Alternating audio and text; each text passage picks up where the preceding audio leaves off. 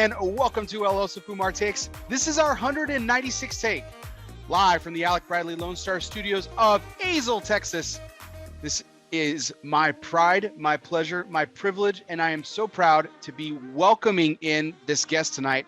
It's going to be a fantastic take. I'm so excited for tonight's audience. I'm so excited for the things that we're going to talk about. But before we get to those important topics, we do have to thank the people that make this show possible. And that's, of course, our sponsors. Tonight's show is sponsored by Drew Estate. Drew Estate, it's about to make someone a whole lot richer. Yes, a whole lot richer. You've got one last chance, guys. One last chance. Today is January 16th. On January 22nd, or excuse me, January 20th, in just 4 days, the company will be randomly select names from 5 people who attend their freestyle live event.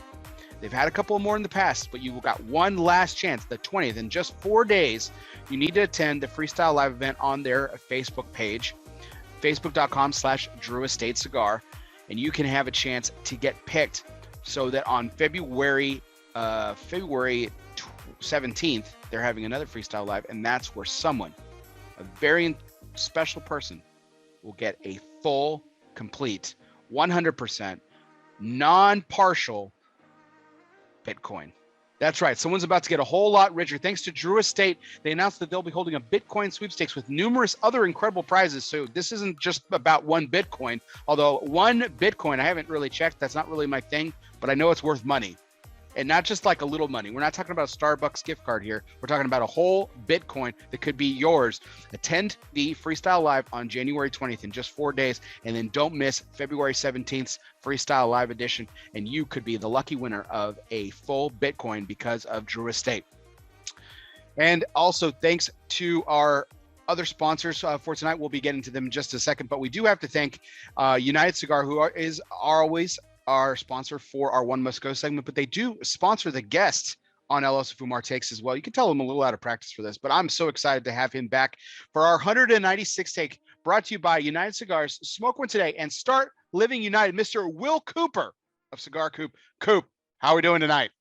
Bear, thanks for having me on. You know, what was really interesting, you were doing that Drew Estate read, which I've done a similar one on our show. But something just clicked tonight. February 17th is the day of the big announcement, but it's a really important day for me because 30 years prior to that date, I became a parent for the first time, and it's going to be my daughter's 30th birthday. Oh, that's fantastic. Wow. And I just kind of, how I didn't realize this reading this thing for months, right?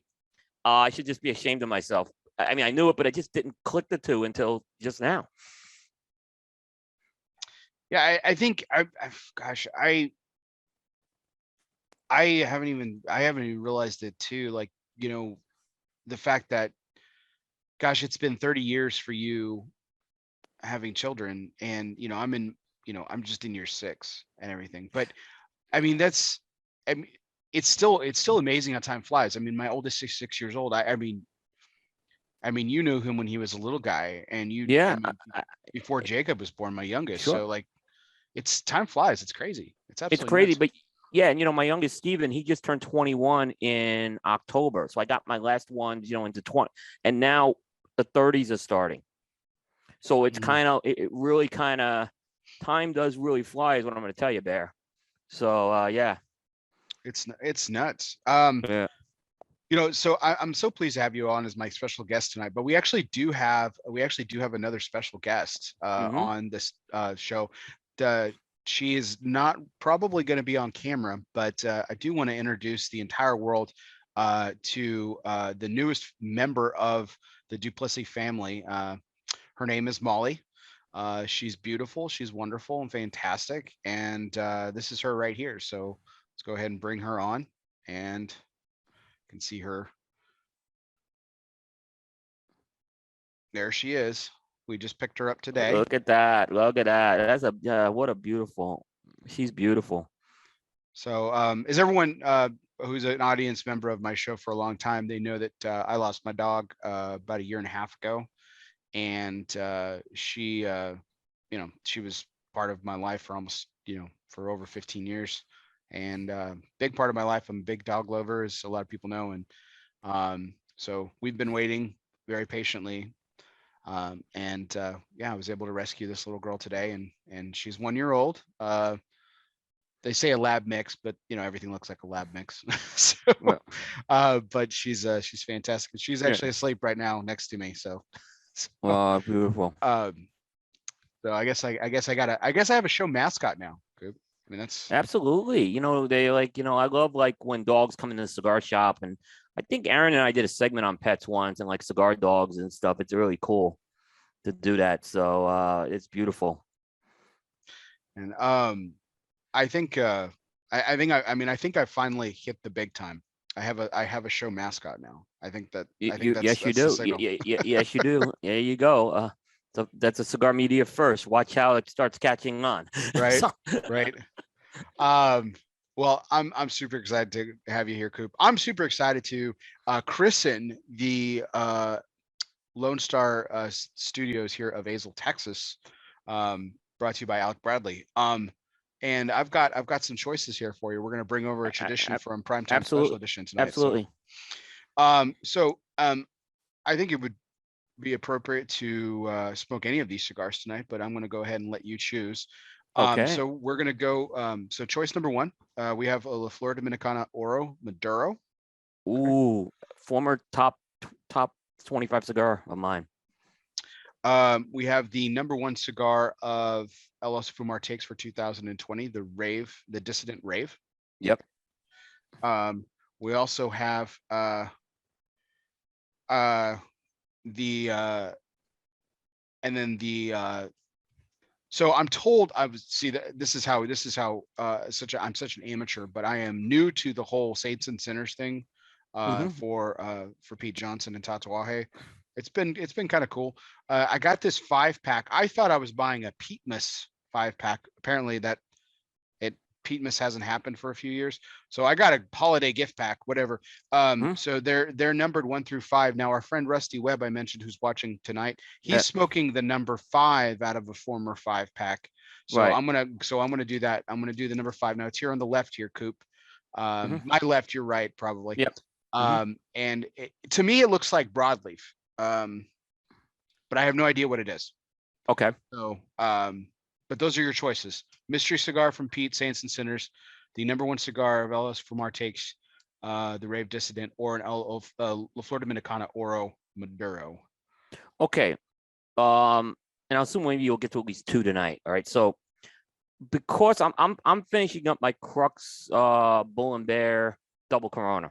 So I don't want to dump this because it's a good cigar, right? And unfortunately I should have been done with it, but I had some issues here with the ice. But I am planning on smoking my number one cigars from the past 2 years next, which is the American and Toro from 2020, number one, and the Rocky Patel Winter Collection Robusto from this year, this past year, 2021. So I say you should go with that Dissident tonight. Let's kind of celebrate. Let's give the honors to number one. And have some. All these are great choices, but let's go with that. That Oro is. I was tempted to go with you with an Oro, but I don't think that's a good first cigar. Is what I'm going to say. So because it may kind of ruin the other experiences. Yeah. Because it's a heavy cigar. It certainly is, and I actually haven't smoked. All great. So I mean, I'm interested in that Tatuaje as well, but I let's go with the number ones. I'm going to say. Yeah, let's do it. Yep. All right, perfect. So. Yep. I mean, I love this cigar. Obviously, it was my number one pick for this year. Yep. And it is my first cigar of the day. I've had a really busy day. No cigar smoking. Yeah. Yep. Bear. I know we'll probably on Tuesday talk. I know we're gonna talk more number ones. Probably. I don't know if we'll do some tonight, but definitely we'll do some on Tuesday. That's a cigar I know you have been. It's funny. I was thinking of it last year for some reason. It was on your list, right? But it was the Block. And one thing about Bear, when he picks a number one cigar, this guy's buying them by the truckload is what I'm just going to tell everyone out there. So, and he's definitely been smoking this thing all year. So, and I have witnesses who have seen Bear this year smoking a lot of it. So, so on the Coop team who are out there. So there were no surprises as far as that goes. So, if it's a number one cigar by Bear, it's something he's smoking and enjoying, and everyone else can do that as well. Yeah, I gave one to Aaron. It was like during the, Aaron Nielsen. He was one of the first Yep. bombs I gave him. Um, yeah, I've just been smoking the crap out of it for the last, a little under a year and a half, probably the last 6 months, 16 months or Yep. so. But Hmm. um, and so it was interesting. Brandon Payne of Michael's Tobacco has been gracious host for me the last couple of weeks while I've been out of the Great studio. job. Hmm. He actually talking about this. We're still loving the way that smoking. We're still buying and we're still smoking a ton Right. of the rave, but the tirade has been smoking phenomenally recently. So just been a sensational cigar. So, but really bravo to the folks at Oveja Negra. Ben Holt, who's originally part of the burning process, now with the Coburns taking over the company, they've really inherited some gems, man. I'm a You, huge you fan of know, this cigar. yeah, I agree with you. And one thing about Oveja Negra, which great factory, it's been our factory of the year on a couple of occasions. The James has really mastered Connecticut blending, if you think about it. Yeah, Killer So Killer Bee is Killer phenomenal. Bee, the porcelain, which has become his monster, it's become his big regular product. He told us that's his best seller right now. So, and I had the Robusto size. They introduced it at the show, and I think it was even better than the original porcelain. So, James, if anyone thought that James Brown can't blend a Connecticut cigar, they are sadly mistaken because he's doing some great work right now with that. Yeah. And this show tonight and this cigar goes out to our good friend Dave Garofalo, who said that nobody picks Connecticut's as their number one cigar. So here's to you, Dave. Cheers. Dave, how you doing? Yep. I got to bust on Dave on one thing too. So he gave me a wonderful shout out on the show on Saturday about the Perdomo Firecracker. Mhm. But he said you can't get it anymore. That is not 100% true, Dave. There are some retailers that have it. So I can tell you that Corona and Frontline Cigars have it. So there are some United retailers that still have it, but it is getting scarce. I ain't gonna deny it. So good job, but good. So I just want to let Dave know that. So if he needs to get a few more, he You know somebody. he knows Uh, somebody. Yeah. well, I think after this impressive year showing, I think Nick's just gonna have to go ahead and make some more of them. I mean, Yeah. I mean, Dave, I know I'm going to digress. They announced a Bandolero firecracker and a Big Poppy firecracker yesterday. I mean, so you've got to be thrilled about this. A Big Poppy firecracker coming this year. I'm stoked, man. Dude, I mean, yeah, you're all over that. I'm all about. I've been a big fan of what El Artista has been doing, Really, yeah. especially recently. But like, I was nervous as all get out for when they announced the Big Poppy cigar originally, because I was like, oh god, Yeah. if this cigar sucks, I'm just gonna like Mm. be Yeah. beside myself with grief. Yeah. I went into it about as like skeptical and apprehensive as you could ever be. And like I said, it's not the world's greatest cigar in the world, but I do smoke it. I do enjoy it. It's very good. Yeah. And I still haven't had the Big Slugger, ironically. See, I like the Big Slugger. I It's big though. It's not but I think you'll like it even though it's a big ring gauge. Yeah, but I'll tell you that the Buffalo 10 Connecticut, Well, yeah. holy shit, I mean, that cigar is fucking awesome. we all love that cigar. Like Ben and I had that thing in 109-degree heat on the patio at the compound, and we enjoyed every minute of that cigar, even though we had some massive heat out there. I can tell you that. On that, so I'm excited. By the way, I just want to comment on that Bandolero. That was absolutely the most brilliant move I think United Cigar made, making a Bandolero firecracker. They're trying, I think, to jumpstart Bandolero, which they have that's an excellent line of cigars. And what better way to do that than with a firecracker? So I think it was a Yeah. brilliant move, and I'm excited about that one as well. So Coop, this isn't the first time that a firecracker has made your list, is it? First time ever. It's the first I time. even Okay. did, I even did something a little different this year. So I published my average scores in a lot of different ways, and I slice it up different ways. And one way I do is by Vitola. And this is the first year I put the firecracker into a Vitola category of its own, because I had 2 firecrackers I reviewed this year. So, but yeah, it's the first time a firecracker's ever made it. It's that, I mean, we did the show, I believe, with Nick that night, and I fell in love with that cigar that night. Oh, I loved it. It was fantastic. It was, and it was a national release. So because Dave gets it first, and then it goes to United, the retailers. So, it's out there, is what I'm saying. So, you can get these. Some of them are harder to get than others. So, but they made a lot of the Perdomo ones. I know they just did a 3rd run of it this year as well. So, great cigar. I mean, and most people who smoked it have agreed with me. It was an excellent cigar. I don't think people saw it coming on my list, but it was one of the highest scoring cigars I had over the past year. So it was bound to be that high. Right. No, I figured it. So there's another cigar that you reviewed that you were really high on, and I think I understand the criteria enough to know that I know why it didn't make your top 30, because it hit the deadline, and that was the JFR Lunatic 50th for JR Cigars. And is it because it was a single store release? Yeah, it was because it was a single store release. Man, you were high on that cigar. A lot of people were. Man, that cigar was really good.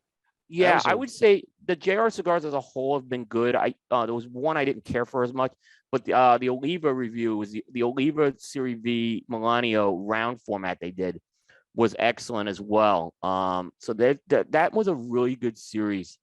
I have a couple of more reviews coming in that series. They did a good. JR did an excellent job, but single store releases just can't make it. There's a lot of reasons which I won't go into tonight, but they just can't make the list, unfortunately. And I think you feel the same way too. Yeah, that's why it was like you made my honorable mention. But I will say this: the Mother Church that Crowned Heads did for it, they need to figure. They need to figure it out. They need to figure out how to get that, because they need to give it. Yeah, that cigar was probably one of the best cigars. No, not probably. It was arguably the best cigar I smoked this past year. Oh yeah, I mean it arguably one of the best cigars coming up Pichardo. Who says John Huber can't make a Churchill? So I mean it was just, yeah. I mean, I think I smoked that when we had Miguel on the show, and that's for me to bring a single store cigar out on again, it's hard. There's a lot of reasons, and a lot of single store releases disappoint more than please. But that one, they need to figure what to do with that. Either give it to, my opinion, give it to JR as a regular ongoing, or make it regular production, because they'll knock it out of the park. Well, I mean, that's how the Juarez got started. It was an exclusive, and then it got nationally released. Yeah. So hopefully, I mean, oh man. Yeah, I remember we didn't even know who Pichardo was, and this cigar comes out on left field, that Juarez. Mm-hmm. And I know it was similar to Jericho Hill. I liked it better than Jericho Hill. That was just me. So, and great price point. Yeah, I go back and forth between those two, but I feel like I shouldn't, because I feel like they're two different animals. Yeah. And everything. Yeah, Crown had a great year too. Both Crown Heads and Ace Prime had excellent years this past year. Yeah, they really did. Yeah. So Coop, so we've been doing a slew of just cigar chat here and stuff. We're gonna get into the major point here in just a second. Yep. But I do have a kind of an ice-breaking question for you. Mm-hmm. So I've known you for a couple of years now, and you've been doing this for not as long as I've known you, but for quite a while. There's kind of been this infamous tradition that you have. Whenever, and this isn't just football, but we're seeing a lot of them now because the playoffs are going on right now, and so it's your exit posts. You can get your commemorative T-shirt on the way out of X Stadium or whatever. When someone is cast aside from the playoffs by losing and their season's over, you've done these season conclusionary posts. When did this start? Where did this come? Like, I mean, I get a kick out of them, I got to be honest. Mm-hmm. But I can't honestly remember a time where you didn't do it, and I don't know. I've just like, where did this even start? It's ripped off. I'm going to be completely honest, but I'll tell you who it's ripped off from, and I waited for a while before I started doing it. Tony Bruno, legendary sportscaster from Philadelphia, was the original host of the Mike and Mike show. It was the Bruno Golick show before it was Mike and Mike on ESPN. Fox radio host. He would do that for years. He's kind of semi-retired right now for a few years, so he hasn't done it. So it's kind of like, all right, I really loved when he did that. So I did it. I started doing it. Right. And if you're like, so I'm claiming it's not original. If Tony Bruno sends me a message and asks me to stop it, I'll stop it. But yeah, it's meant to be a fun post. There's a couple of people who don't like it. And people especially don't like it when their team's out. And I try not to really rip a team. Like I didn't really rip the Cowboys today on it. And it's sometimes I will, but I'll put a little jab in there. But it's meant to be good spirit fun, and I do it to my own teams too. So yeah, of course. No, Yeah. no. If nothing else, Coop, you're incredibly fair. yeah, You spread the love and you spread the hate equally. yeah. No, the Cowboys one was fantastic. I thought it was hilarious, man. We would like to thank the Dallas Cowboys for their participation in the 2021 NFL season. You can pick up your commemorative "How About Them Niners" T-shirt on. I thought it was classic. Out of, and I don't know if this was intentional, because the stadium, Dallas Cowboys, AT&T Stadium in Arlington is commonly referred to as Jerry World. Yeah, that's what I kind of said. Yeah, But that's the one. you said Jerry's World, and I don't know if it was intentional, but It's not. It's maybe I had it wrong. Yeah, it's probably Jerry.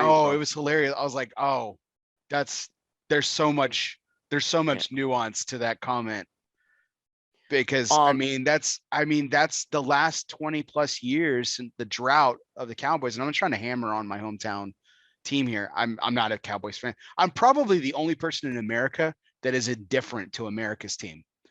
Like, I really don't care either way. I really don't. Now, I missed the whole last 2 minutes of that game, most of that, because we had an ice storm here, and I had to deal with some, unfortunately, things that went down on my property tree-wise tonight with the ice. So I know there was a bunch of stuff at the end of the game, so I really wasn't qualified to comment on anything that happened at the end of the game. I read about it, caught up on it, but yeah, so it was kind of simple at that point. And by the way, those Cowboy assistants, I hope all these teams are just like not gonna, because I thought Dan Quinn did a terrible job on the defense today from the game I watched, and Kellen Moore's offense was completely uninspiring. So let those guys spend more time as coordinators before getting head coaching jobs. I hope. Well, Dan Quinn's had a chance. Dan Quinn has showed his ineptness as a coach. I don't understand. Look, I think he had a bad game today, but I think he's a good DC. But he had a bad game today. No, they had a bad defense. Yeah, their defense was terrible today. Listen, there have been fantastic coordinators that just don't make it as coach. North Turner, Wade Phillips. Wade Phillips is the best example. That man is an incredible coordinator. Incredible. Incredible. Like, I don't know how he doesn't have a job, because he wants to still coach this guy. Because he's old. He's old. That's terrible. It's such a shame. I mean, I get it, but a lot of teams could benefit from Wade Phillips right now. Look, our coordinator in Green Bay has done a phenomenal job this season. I'd take him. I'd take Wade Phillips tomorrow. Who's your DC again? Oh God, I knew you were gonna ask that as soon as I said it. That's okay if you don't know. Yeah. If it's not, I thought it was a name guy. That's why I was wondering. Well, they got rid of Pettin, who I thought did a phenomenal job. I like that. He's a cigar guy.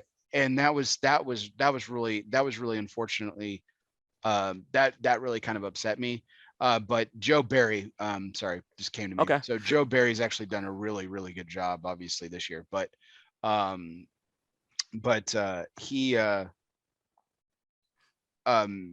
they got rid of Patton, and I was like, oh man, that sucks, because I thought Patton did a fantastic job. So yeah, the cigar guy. I mean, he's known as a cigar guy when he coached the Browns and stuff. Man, what a there's this, I can't, if you had pulled, because they got hired, Stefanski and Joe Judge got hired the same offseason, correct? Yeah. Come on, man. I mean, if you had pulled anyone in America, which one would have just shit the bed? It would have been Stefanski. It was to been Stefanski. What a job and yeah. And what a job he's doing. I mean, finally, there's glimmers of stuff. He didn't have a look. He had a tougher second year. Yeah, but he's not nothing I would fire the man over. You better have if they were stupid enough to fire him, You know, but yeah, he's done Seth is pretty happy with him, I think, for the most part. Yeah. I'm a little disappointed with this year. You know, Seth's Well, guys. he's keeping Baker in check. Like that kid's a firecracker, man. If you watch like some of Kevin Stefanski's locker room talks and stuff, the guy's made to be a head coach. I like how he kind of works the locker room, and he balances things out with discipline, with just good encouragement for his players. So I when I see these guys in the locker room, I sometimes make a lot of judgment. And look, I would take Kevin Stefanski tomorrow to coach my team. Oh, that's saying something. There you go. Yeah. All right, Coop. Well, let's get on to the major point for tonight. Yeah, I was really curious because I honestly never knew the backstory. So, I know who Tony Bruno is. That's really funny that I never put the two. I'm a huge Tony Bruno fan going back to his Philly days. So yeah. All right. So, tonight's major point is always brought to you by the people, cigar people, the people who know everything about a lifetime of service. Protocol Cigars is more than just pool parties and good times. Well, maybe it is, but behind the fun is a motivation for service, a motivation for giving back. From the original Protocol Blue to the latest release in the Lawman series, Bass Reeves, Protocol has always been about honor, passion, and yes, the people. It's what their life's work has been and always will be about. Power of the P, Protocol Cigars. So, Coop, tonight's major point is I wanted to dive back into 2021 with a look at from a Cigar Coop perspective. Okay, so we spent a lot of time together. I'm gracious enough to co-host Cigar Coop Primetime Special Edition with you every couple weeks, and we have a phenomenal mixture of great interviews and news magazine style shows, themes, lists, great discussion. Everyone talks about the length of my show here. Those shows can go pretty long too. So we had almost 5 hours once, I remember. Yeah. We definitely give everyone their money's worth, considering it's free to listen. So maybe we should start a Patreon or something. I don't know. But I am anxious to kind of look at this because you do such a phenomenal job of covering the industry from so many different perspectives. The podcast is such a small part.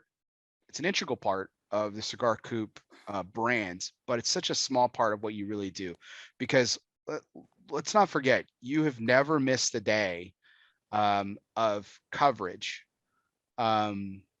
for it's going on 11 plus, right? It will actually be, even though Cigar Coop's gonna be 12 years old, the streak will hit 10 years on July 3rd. 10 years. If I'm fortunate enough to get to that. Okay. But that's the plan, yeah. So what I mean by that, and for our purpose of our audience, that means that Coop has published news, reviews, releases, something of the sort, every single day, 365 days a year, for almost 10 years straight now. And then the website has been up for 12 years. This is his 12th year. Man, I feel like we just celebrated your 10th anniversary, Coop. This is crazy. Yeah, we hit 11 last year. Yeah, look what COVID did to us, man. We forget, like we totally missed some good times. So I want to kind of look back from a Cigar Coop perspective. So let's kind of just kick this off with the biggest question. What was the biggest story from a Cigar Coop perspective? What was the biggest story this year? And do you agree that it should hold that title? Yeah, every year I do the 12 biggest stories and themes of the year. And I now publish that always on December 31st. And I won't go all through 12 on the show.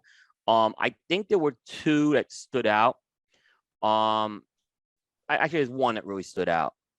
It is definitely the supply versus demand story this year, because there was so many facets around, obviously heavy demand continuing as we're still in a pandemic, but companies struggling to meet that demand. So I think we saw a lot of the after effects. What was really interesting, Bear, is when I was looking at what I reviewed this year, there was so much more from Nicaragua. The balance was completely thrown off. And I think it's because the Dominican really had some of these production problems that slowed down some of the newer releases more so than Nicaragua. And I think we saw that, But the other side of the coin is Habanos in Cuba. And you go and talk to folks in Europe, and there's retail shelves that are empty in these big Habano stores with no Cuban cigars right now. I mean, it's a huge problem compared to these other ones. So I think that this has obviously been the big story this year. Back orders from companies have been a problem. And I think, we haven't seen anything like that in the cigar industry in a long time. Yeah, I think that, I mean, we kind of all predicted this very early on in COVID, right? Because we started getting word, and we thought it was just, I mean, let's be honest, we thought it was just bluster in the very beginning, where people were like, oh, this is a great year. This is, we're doing fine. Everything's fantastic. And we learned about halfway through COVID, year one of COVID, we found out that to actually be true, right? Expenses were down, profits were up, people were smoking more, and sales were actually really up, overall. And even though we did lose some cigar shops and we did lose some cigar brands during the whole pandemic, yeah. But I would argue, actually, we're going to put a pin in that comment because I want to come back to that, because I want to get your opinion on this. But this is something we called very early on. I feel like we were having these discussions with supply and demand. And I think we're starting to see it. And I don't want to rush this subject too much, because I do want to get to the quality of cigars the past year, because I was noticing your article today, or it might have been yesterday, about your scores. Now, I know your scoring process has changed over the years, but the dip that over the years in scoring on Cigar Coop is, if I'm a cigar manufacturer and I'm looking at a trusted reviewer in William Cooper, that's got to be a concerning article to read, that the quality of cigars is going down. And if I'm a cigar manufacturer, I got to be looking a little internally with this supply and demand issue that's coming up, and with cigar scores dipping, because Coop, I mean, we were looking at the data of the Cigar Aficionado list too, and there were a lot of scores below that 90 mark. Good, what we call good cigars, even consistent performing cigars, they were 90 and below, which normally would have gotten that 91 plus. I don't know. What do you thought? Yeah, so a couple of things. About 3 years ago, I did recalibrate the scoring to kind of focus on a 90 being a standard of excellence. So the idea was, let's not make 90 a consolation score. Let's make it a real, let me work to get the 90. But that being said, there were no changes to the calibration done over the past year. But what I discovered is, there's little scores that come in, like for burn and draw and construction. And those ratings dipped. Those things dipped a lot on a lot of cigars. So there were a lot more like, things that weren't burning at an excellent level or drawing at an excellent level. Some were rather poor, but some just weren't quite what I've seen in the past. And I think that contributed to the dip more than anything. So, I mean, because the dip went down about a half a point, I want to say. So, it wasn't, and that may have been enough where I've seen that, where it's there's definitely some quality issues coming out of these factories right now, for sure. Some didn't have that, so before someone says it wasn't universal across the board, but there was some. So the average score this year was 89.06. That was down from, so it's it was down from 89.45. So, again, I think that's what contributed to that, more than anything.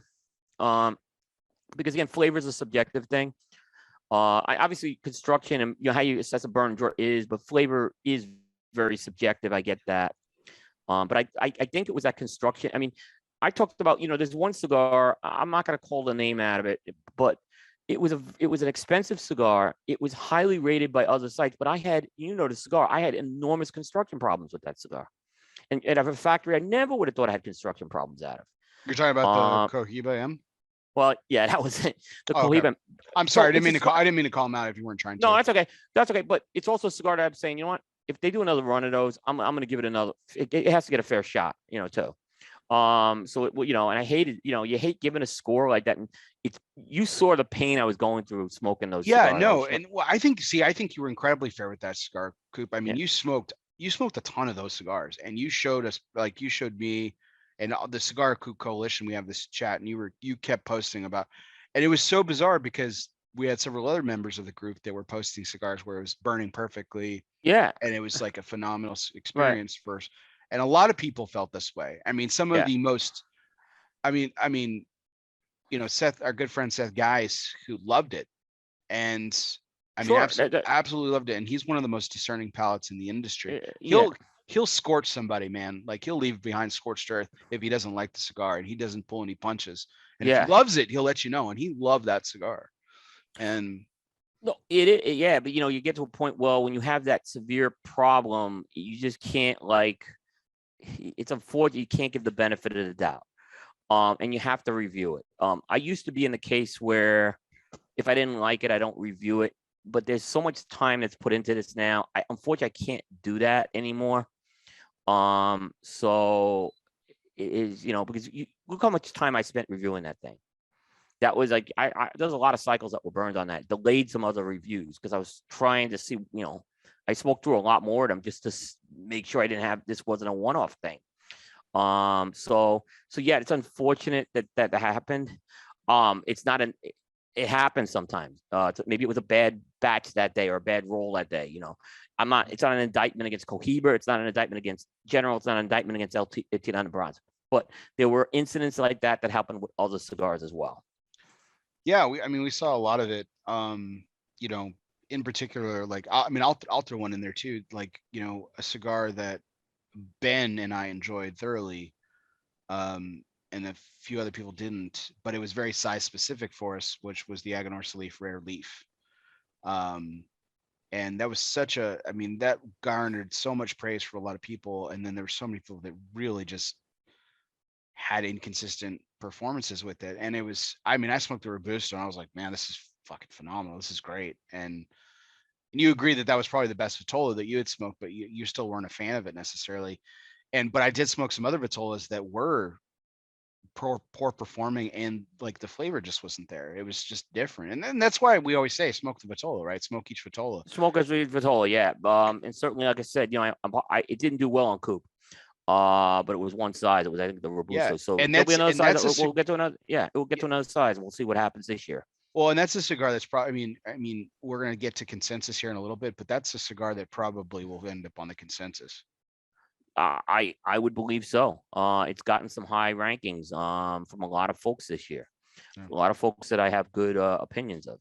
So, you know, you wonder if it's you. Like, I don't know flavor wise necessarily if it was, you know, sometimes this is where you have to be a little careful because I may like it and my palate may be different, you know, in this case. So, Right. you know, that's why I always say to people, you need to have multiple lists and different reviewers to kind of go by. You know, don't just go by me if I love it, and don't go by just me if I hate it. Absolutely. So Coop, the comment I wanted to go back to, and this isn't in our agenda. I just kind of stumbled on it when I was asking you that question. So prior to 2 years ago, it was always a story, but not really. I feel like we being Cigar Media don't really focus as much when cigar companies go under or Yeah. disappear. Right now, if they get sold, that's something completely different. Like when Right. Fred sold Nomad, that was a story. Recently, obviously, when Benjamin Holtz sold Dissident, that's a story. Right. You know, And that kind of, yeah, and they didn't go under those companies. Let's be right, very clear. exactly. That's the point. But we Yeah, rarely, no one gets fired in the cigar industry, and I guess nobody really goes out of business. except Sam Lucia, Sam Lucia. Yeah, Sam's the only one that's ever gotten fired. Bless his heart. Yeah. But man enough to admit getting fired too, man. Hats off to Sam. But absolutely, the question that I have is, because I kind of stumbled on this when I was asking you that first question with COVID. right. Do you think that that there were more, less, the same cigar companies that went out of business during 2020 and halfway into 2021? We'll say that 18 months span. than any other previous 18 months? I don't think so, to be honest with you. I don't think so either. I don't think so either. Now, there's a couple of companies, and there's one in particular that I could think of that we don't know if they're out of business or not. They just disappeared, and that's Baracoa, right? Yeah. Well, I don't know what the status is, but they're off the map right now. Danny's off the map right now. So, but I'm not gonna say he's out of business. He's off the map. So I don't think there was a lot per se on that. And if anything, there was more newer companies that seemed to emerge in the last year too. Right. Yeah. So like another one that I was thinking of that is gone again, it's not gone away. In fact, the last conversation I had with Spence Drake, he said he was very much still in business. And So yeah, that's why I gotta be careful. I mean, La Familia Robina. So yeah, that's just a company that's been quiet, and certainly the last couple of years with COVID and everything have really, they have created struggles. While overall and very positively speaking, it's been a boom for a lot of the industry, and that's been fantastic. But it's also been, I mean, it's still a struggle. It's still a struggle, Yeah. So, another one, and he didn't go out of business. In fact, they're coming back with a bang. It's Sereno. Yeah, you had Carson on Sereno. Thursday. I'm and I'm telling you, to see him. And it never. He was quiet, but that doesn't necessarily mean he went out of business. And he talked a lot about the period, because they got their Heritage release got they got a big release plan, the Taino Heritage, out of Tabacalera Palma, Hochi Blanco. And the pandemic hit, and they were still trying to finalize some things, and it really delayed them getting that out. Fortunately, he had a couple of other projects he was working on concurrently, and he got those out by the end of the year. So, again, we that's why I don't want to ever say that there's no one that said they were really I can't think of a company that said they were really shutting the doors down for good. Thank you very much. I mean, there may be a couple, and if I'm missing them, certainly someone could comment on that. Right. No, so yeah, that was a question that I just kind of stumbled on when we were kind of in that first question there, because I don't think it really has. I don't think the last thankfully, I don't think the last 2 years has been any different for the cigar industry. We'll probably lost some retailers. If I'm willing to bet, I'm saying we're probably lost more retailers in the last couple of years, but I think not as many as we thought it was gonna be a lot worse, but I do know some retailers that have gone out of business. So a couple in Charlotte that went out of business. So good people too. So it's a shame. So some did. It's hard to blame it entirely on the pandemic, because a lot of retailers really pivoted well on it. And I think there was a point. I think when the pandemic started, it was such an uncertainty time for the retailers. But in the end, a lot of them all found ways to do it differently. I look at Dave Garofalo when he was up at Two Guys. He was out. Remember, he was out on the street, and and he's hustling. But he has a little kiosk set up with packs, like the fresh packs and everything. And I thought it was brilliant. Michaels did curbside. Some companies upped the game on their online piece if they had it. So I think everyone found different. That's what's so great about this cigar industry. And you hear Glenn Loop say they come back from Armageddon so many times. It's such a resistant industry. You got to give so many people credit how they've done things over the past couple of years. Really have to. Yeah. It's been I've really enjoyed seeing what the cigar industry has done during this time. I really have. Like it's been a lesson in grit and futility. I didn't like seeing anyone struggle, but I loved seeing the determination out of the people in this industry. I mean, listen, Dave Garofalo is one of the most successful retailers in the history of this business, and he's out there hustling 5-packs. Yep. Just absolutely. And absolutely. he didn't let anyone go. No, it was great. What a job he did. What a job he did. Yeah. Jeff kept everyone on. Abe kept everyone. I mean, a lot of the ones that we know, the big guys. Jay Davis obviously had Jay Davis. Jay's story. Holy shit, man! That guy went through so much just to walk into his own store. I know what a nightmare he went through. God, terrible what they did to him. terrible what they did. And, and Uh, this is a respected businessman. right. And Yeah. Brett Strandy, Train Car, Oh, Big Spring, great guy. Texas. Yeah, McCamilla, yeah. He was shut down twice completely.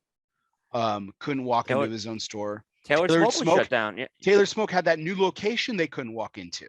Yeah. I mean, what's funny? Taylor Smoke actually opened their second location in the pandemic. They couldn't use it for a while, but it turned out, I think it kept them in business because eventually they were able to kind of work that store as opposed to the downtown store had a lot of issues because not only were they hit with the pandemic, there was some of the riot stuff that was really tough downtown. So, yeah, they were very fortunate. But you're right. I mean, these are guys you just want to support, and they deserve such a hand on that. Every one of these people. And if your name's not mentioned, I'm sure you should be mentioned. You know what I mean? Because you've done a great job. Yeah, no, there's hundreds more, and but yeah, I mean, these are some of the stories that we know and some of the people that we know and stuff, and it's been a really, like I said, it's been a lesson in futility and grit and determination, and we're I would say that I mean, while it's not over, we're certainly on the other side of it. I would venture to guess, and it seems we're gonna have some challenges this year, I think, for sure. Obviously, the year's opening up with more challenges than we thought. But like I said, this is a resilient industry. They're gonna be fine. They'll find a way. Always. Yep. So what trends did we see this past year, Coop? What did you notice as far as was there, like, we talk about trends in the industry over the years. We've talked about the big gauge trend. We've talked about the San Andreas trend, the broadleaf trend, the shift from to Nicaragua, now 15, 20 years ago, where everything was the Dominican, and now it's Nicaragua is the placeholder for the cigar industry. Not to mean any disrespect to the Dominican or Honduras, Costa Rica, or any other cigar producing country, but I mean, Nicaragua is producing more cigars than anyone. I mean, that's just facts. Yeah, they are. I mean, it was a big, like I said, amount of cigars that was reviewed out of Nicaragua was insane this year. I mean, I like to balance it a little more out. So I have to figure out how I'm going to do that.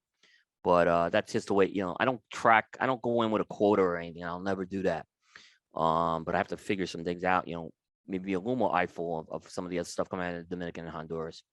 I still think the big trend, if you look at wrappers, I think there was a pivot away from broadleaf to some extent, right?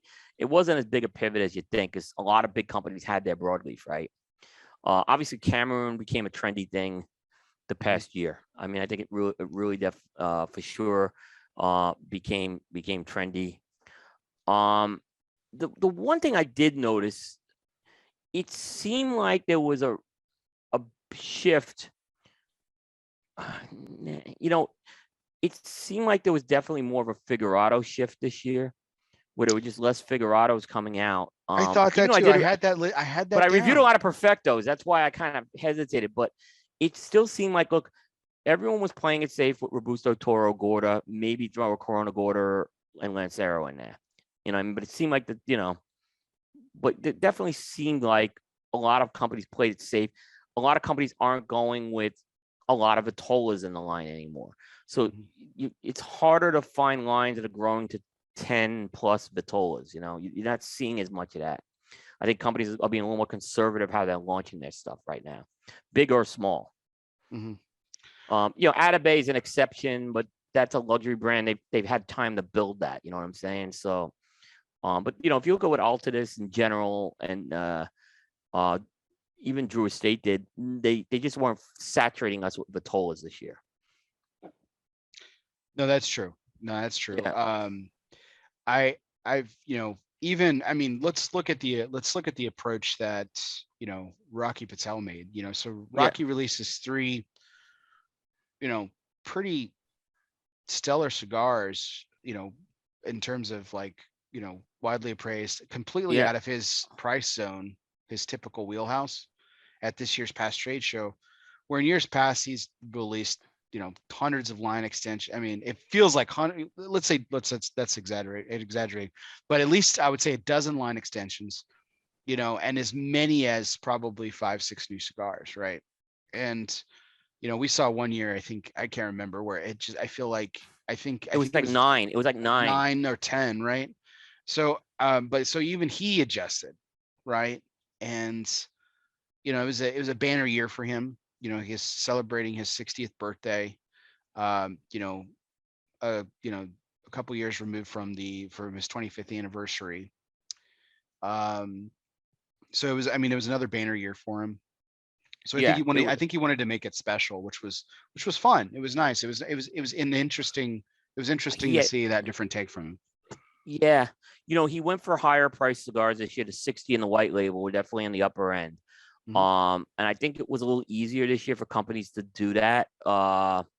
It's going to be tougher next year or 2020. I think that's going to be a tougher one because we're going to start seeing inflation start to affect discretionary income. And I think that's bound to happen. So if anything, I may see some of the, yes, there's price increases, but I think you're going to see more values price stuff coming this year. Now the question is, how good is it going to be? That's what we're going to have to see. But I think if I was some companies right now, I would be very much looking at, if you're making sales projections on what you're releasing, I don't think this is going to be the year to come out with $14 to $20 cigars. Yeah, I think it's unfortunate. And what's ironic about the inflation increase, and you're seeing more cigars being released. I would say the average cigar price that I saw Coop release this year in the past 12 months is probably around the $12 mark. Interesting. I haven't done the average on the Coop list, right? But I have done a price analysis, and I could tell you that the prices of cigars, it ranged. I think there was there were 2 cigars under $6, and so, and then on the made that I reviewed this year, most of there were a lot of cigars I reviewed from the $8 to $14 range, which is a little higher than previous years. It used to be there were a lot more cigars I was reviewing under $6. So there's definitely a trend to push that up this year. Yeah, I saw the performance rankings that you did.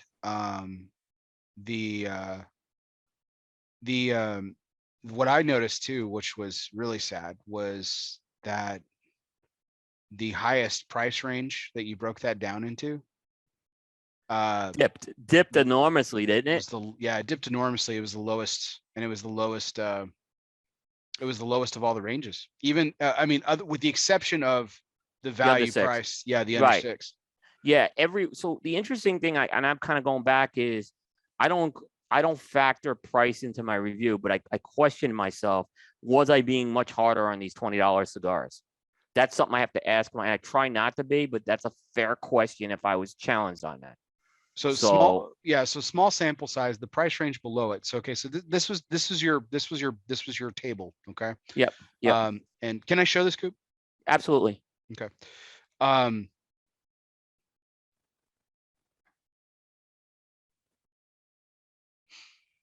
So this was your table.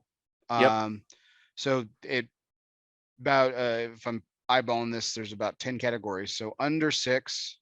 Yep. Under 6 with an 88 average.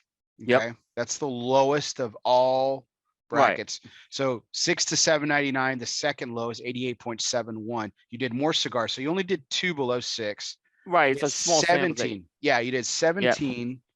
So a little bit more. Like you said, the biggest price range you did was the next one, which is what we would consider the wheelhouse. When I was still working retail consistently, right, we were talking about the $8 to $10 cigar was the wheelhouse. Right. Yep. And with at least from a Cigar Coop perspective in 2021, that still is the case. Where I saw, like I said, most of the releases I saw, and remind you, we also have to remember though, Coop, I'm interested to see these numbers for you next year, because I think your 12 to 14 is gonna jump. Yeah, I think so too. I think you'll see more in there. Yeah. Yeah. And if you notice, it was a steady increase. The 18 to 1999 was kind of an anomaly. I'll cross that one out. There was only one review. Right. In I was there. going to say that's a really small sample size, so it's really It's one cigar, yeah.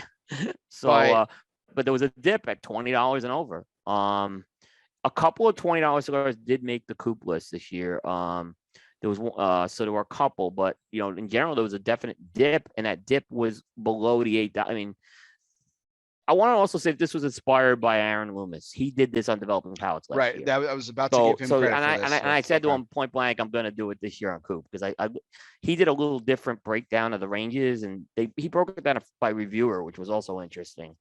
But yeah, that's what that was inspired by. Yeah, no, good stuff here. The other thing that I wanted to focus on too is the fact that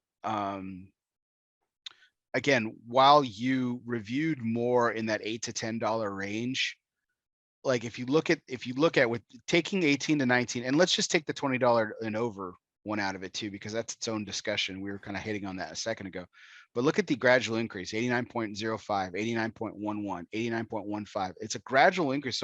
So the people that argue, right, like the one of the most age-old discussions when it comes to cigar performance, taste, flavor, value, does a cigar's price point dictate how good it is?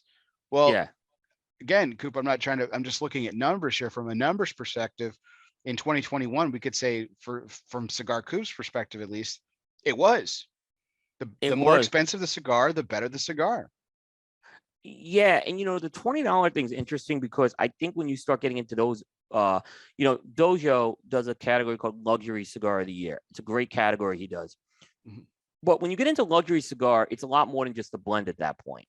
So there's other factors like packaging and stuff playing into that, and that you start to see in that $20 range. That's driving prices up. Maybe not as much so. It's a lesser extent, I think, in these $10 to $20 range, though. Sure. So you can make an argument that some of these cigars that were a little more expensive were better quality, is what you can infer from that. Absolutely. And I think that's an interesting, I mean, that's a discussion, like I said, it's probably it's as old as time, right? Yeah. And why do I do this, right? Because I publish it. It doesn't really mean much, right? Except this is a way I kind of assess myself each year. So I started doing this a few years ago, and I've added a few categories to help assess myself as well, on things. Like I said, the country of origin one was very interesting, because that kind of uncovered how many Nicaraguan cigars I reviewed this year. So, it's meant to be basically for my sanity, but I think it's interesting enough to publish it and share it. I wish more sites would do it, actually. I think it's Developing Palates, myself, and Half Wheel are the three, and I think Aficionado does it. So there's not a lot of sites that do this type of analysis, but it's important. I think it's important if you're a reviewer to kind of look at what you're reviewing each year and see how you can improve. Definitely. And so looking at hindsight being 2020, Coop, were there companies in 2021 that were poised for a great year and actually delivered on it, in your opinion? Great question. So I'm gonna think about that one for a second. Well,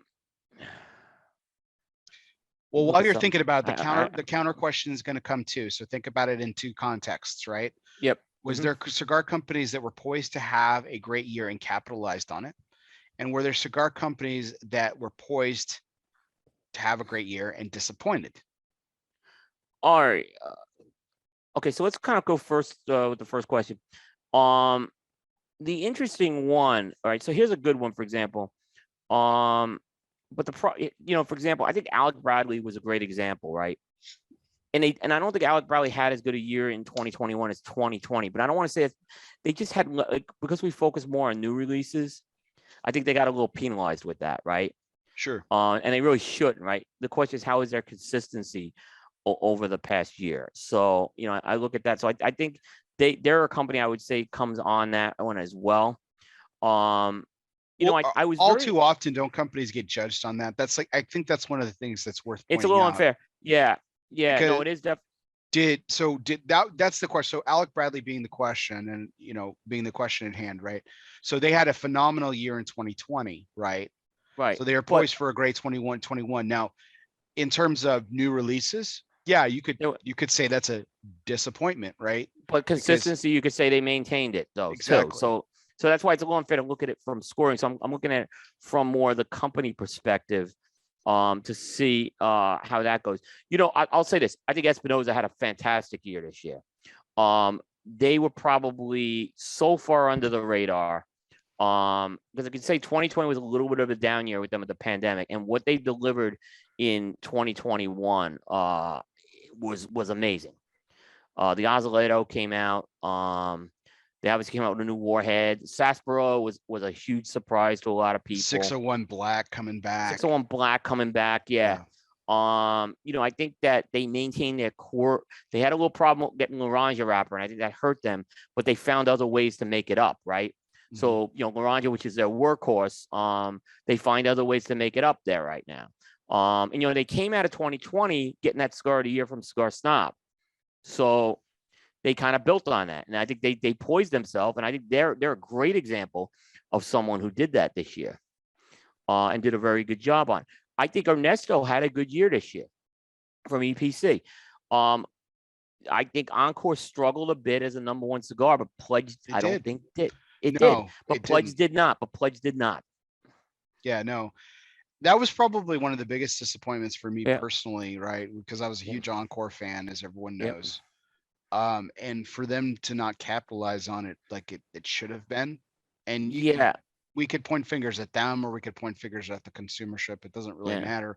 For whatever the reason, it just didn't have the -- splash or panache or feeling or you know, it just didn't carry. But the Pledge prequel, just freaking, I mean, it was one. While we definitely had our opinions about the score jumping as much as it did and it getting that #1 spot last year, I mean, it turned up on a lot of lists this year. It turned up on a lot of lists. It was on both of ours. That same size. Yep.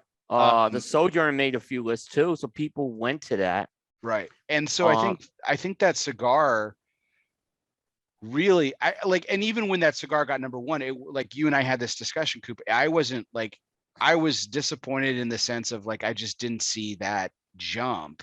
Yeah. But I was like, I'm not going to argue it. I think it's a great cigar. Yeah. Like, sure. Yeah, it's absolutely a #1, you know, caliber smoke.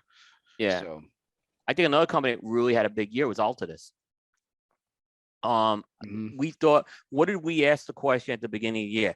Would 1935 Nicaragua be forgotten about by the end of the year? And the answer is clearly no. Right. It just, people were talking about that cigar all year. They come out with the St. Louis Ray this year as well. That was You're a not big gonna even try it, are you? I'm not even gonna try it because Raphael's gonna get mad at me if I butcher the name again, right? So, but no, I mean, you look at that as well, and they had a really good year with that. They didn't oversaturate us with releases. I think there's been consistency in the brand. So the stuff that's been released in previous years, I think is smoking really, really good right now. You know, Romeo and Julieta Real Nicaragua is a great cigar. I mean, so they've done an amazing job this past year. I mean, I think they had a home run year for sure. Rocky Patel, obviously, I think Rocky Patel is the other one that took the jump. I saw a couple things last year from them. And then, you know, I was high on the World Championship cigar at the beginning of 2020. Obviously, Winter Collection, which really became 2021 for me, it came out in 2020. The Quarter Century comes out. And then what does Rocky do this year? Rocky 60s exploded. I mean, it's been, and I can't judge sales numbers, right? So everyone's going to tell me what sells and what doesn't. I can't do that. I don't have sales numbers. What I can do is I could just kind of take a pulse. And that pulse is whether it's online, whether it's my metrics, whether it's just talking to people and talking to retailers. But I think Rocky definitely is. No more people laughing at Rocky, like, you know, and that was unfortunate. Rocky's always made great cigars, but you know, always reviewers, I think, were turning an eye to Rocky. Right now, look, Rocky's landing on a lot of lists this year. I'll argue with you. Rocky's always made good cigars, great cigars. He always has. I mean, he's been, great cigars is a little complimentary. Rocky 50, Rocky 15s. I love the Rocky 20th. Lancero, actually, I like that size too. The decade has been, I mean, for 10 plus years, the decade was my Rocky Patel cigar. Oh, it was. And the 15 was mine for a long. I smoked a lot of 15s and bought a lot of boxes of 15. Yeah. So Prohibition was phenomenal too. Like that came out. Like yeah, there are a lot of there, and he's the thing about it, and we've commented on this before. The problem with him is there are cigars that have gone by the wayside because he was just oversaturated, cannibalizing himself. The Super Ligero, the Decade Cameroon. I mean, these are some fucking phenomenal cigars. The Royale, the Prohibitions were just fucking great. And then the 49ers I think still around, but the Platinum was another good one that went away. He did a great move, clearly, by bringing Winter Collection back. But yeah, I mean, you know, and I'm amazed more people haven't like reviewed that cigar. The reviews were just low on that cigar, and I'm puzzled. I'm puzzled because clearly, I remember when I was in New Mexico when I first smoked that cigar. I'll never forget where I was, and I think I messaged Nielsen at the time. He wasn't really in the fold of the whole team just yet, and I'm like, Aaron Nielsen. I said, you got to check the cigar out. Give me your opinion. Maybe he wasn't cigar of the year for him, but I think he, you know, when we did the show, all of us, I think he was a very good cigar. So go back to the Smoking Syndicate Roundtable where we reviewed the St. Louis Rey Careñas. Careñas, yep. This was a question I posed, and you just mentioned how Altadis had a fantastic year, right? Yeah. Why do they get it right? What are they doing differently? What's the magic sauce? What is the difference between them and General? Because if you look at it from an outside perspective, high level 30,000 foot view, they're essentially the same company. They have monster market share. They have monster influence in the humidor. They have grandfathered classic brands that people that don't watch this show gravitate towards, but the average consumer goes for those Bolivar, Cohiba, Hoy de Monterrey just as much as they go for Monte Cristo and Romeo and Julieta. Let's be honest. They do. Okay. Maybe not people who are watching this show, but they do. What is it? Listen, this is coming from a guy who gave General Cigar a #2 cigar of the year on my list this year. So it's not like I'm hating on General here. No, and by the way, if I had smoked that size, it would have had a very different rating because that was a great size. The Toro size was great on that Esteli Puro. Oh, it's fucking phenomenal, man! It's so good. I'm glad you smoked it. I'm glad you enjoyed. We were doing the show that night. I'm like, Bear, I understand why this was so high on your list because this was night and day over the Robusto. Yeah, but and Skip, you've mentioned Skip's in the chat. He's talking about Crown Heads. Crown Heads has got its own separate discussion. Yeah, in a second. Yeah. I would put Crown Heads in that. Hold on to that thought. Yeah, exactly. Yeah. I have a very specific question around Crown Heads, so we're going to come back to them, Skip. So hold on to that. But what is it, Coop? What does Altadis do that General is just missing? Because General has got some great people working for them. They got some great cigars. They got great blends. But there is clearly, and I asked this question when we did the roundtable, and it was unanimous for the four of us, and it's unanimous about everyone that I've ever asked outside of those two companies. Yeah. Like I'm talking about like truly subjective opinion here. Right. And everyone says Altadis. Yeah. What are they doing? You got to give credit to Raphael on this. Director of Product Capability. Now, Raphael isn't doing it by himself. He has established strong relationships with AJ Fernandez, the Plasencias, and the group of the Masters. And he's working those three angles. He's got partners that he believes in and that know that they can produce blends that are, consistent, good blends that are going to target the marketplace. But I still think you need that central point in a company like Altadis. I can't say if General has that role, someone in that role. So it's hard to tell with that. That's why I'm hesitant to say ding General on it. Maybe they do. If they do, I'm not aware of it, right? But I think that he has an ecosystem going, Raphael. Is Rafael's not going to compare himself to AJ Fernandez, right? He doesn't, right? He gives the credit to AJ Fernandez, right? The group of the Maestros, right? Some will argue maybe the group of the Maestros deserve a lot more credit, but I've heard Rafael talk about the group of the Maestros, right? So I think we have to give that credit to Rafael. And look at the results he's had. I mean, look at what Monte Cristo #2 cigar. That's a good thing for the industry to have that brand at #2. You know, it's a shame. The brands you mentioned, these iconic brands, aren't at a trade show right now. That's the sad part about it, right? Yeah, we're gonna get but Rafael's obvious. But we said Rafael. I think we agree. We all agreed that it was Rafael this year. We don't necessarily say we agree with everything with Rafael's palette, by the way.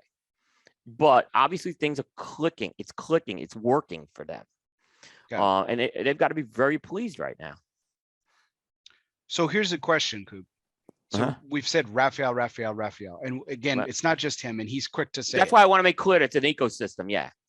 Okay. General has an ecosystem too that fosters incredible talent, from the Laurel Tillys, the Sean Williams, the Justin Andrews. Okay.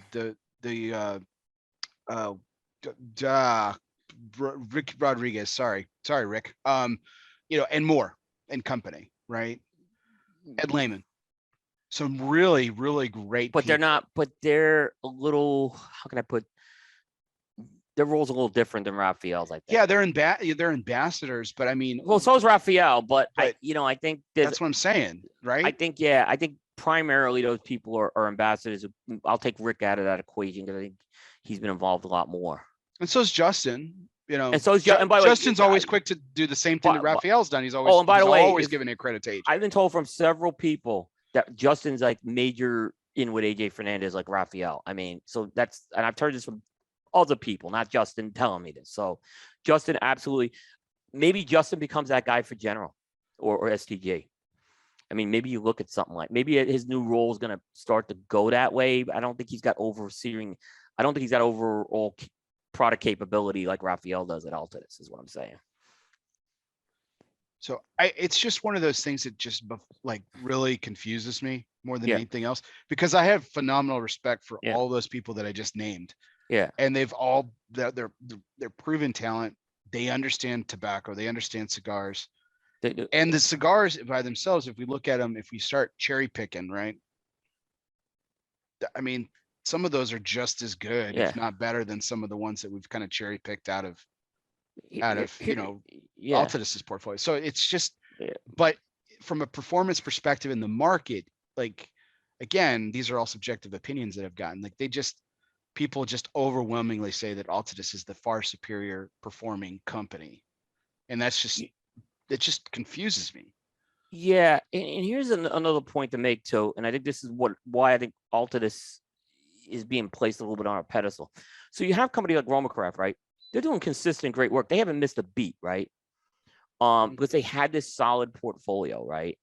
So, you know, you can argue that they're not missing a beat. Skip's doing all the right things. Esteban's doing all the right things. But, you know, Altadis, I think for a while was a little bit on the downside, like for a while. That portfolio, it was kind of lackluster. I don't think they sold a lot of Monte Cristo Whites and Romeo Juarez. I get that. But nowadays they put a layer of offerings on that. It's just exciting and appealing to people. It kind of boosted it up. And I think that's why you kind of look at Altadis and you put them on the pedestal for that reason, because that portfolio needed a boost, much like I think General's in that boat right now. Again, take Macanudo and CAO out of the equation with that.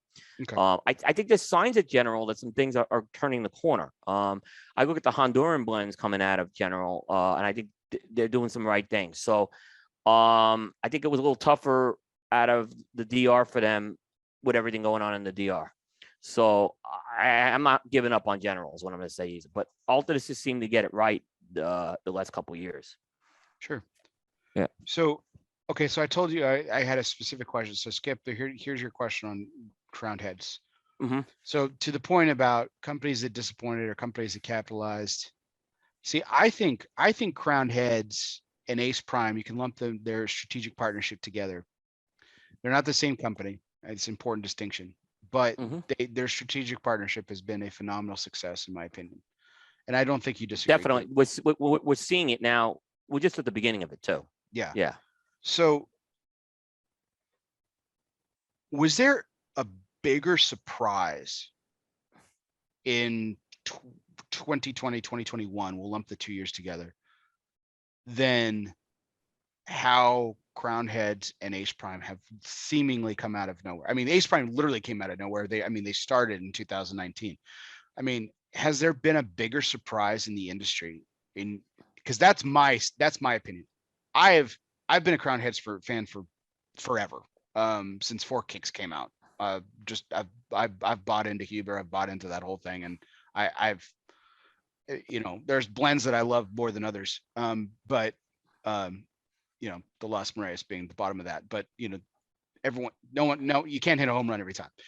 But I've been a fan of theirs for a long time, but I can't think of a cigar company that came out of nowhere to really dominate the mindset like the strategic partnership of Crown Heads and Ace Prime has in the last 2 years. I didn't see it coming, and it came, and it was fantastic. It's been fantastic. I don't know if they were ever off the radar, Crown Heads, right? But I think what happened is they started leveraging the Pichardo factory, who had a great year as well.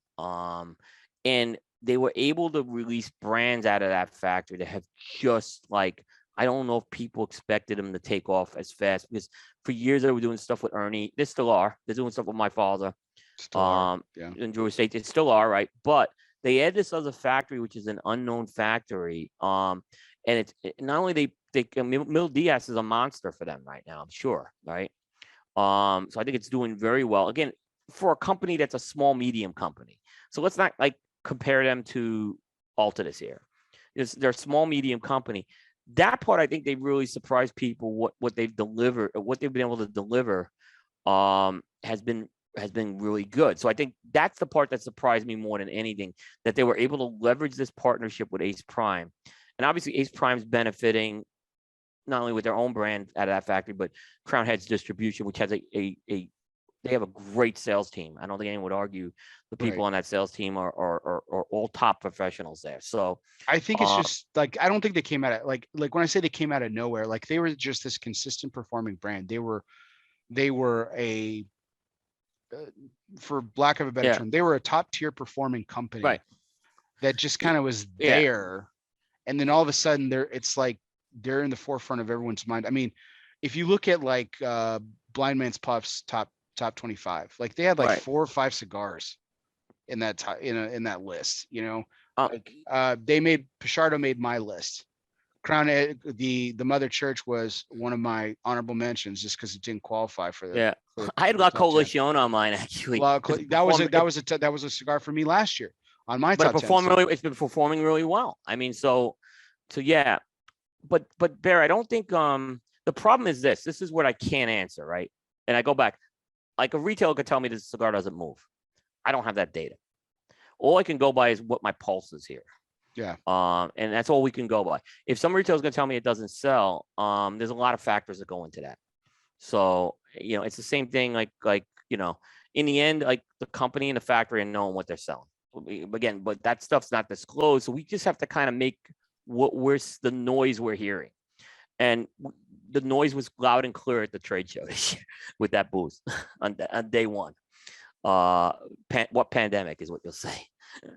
So yeah, that part I didn't expect to see the level. Like we were at the Crown Heads booth in 2019. Not saying it was a dead booth, right? But it was a smaller booth, right? But compared to what we had this year, and all 4 days, it was like that. So we saw something really clicked this year, is what I'm saying. Yeah, so you're 100%. Right. Yeah, they did a great job. I mean, they did a great job. Yeah, I think it's just a huge compliment to all of them, because I think that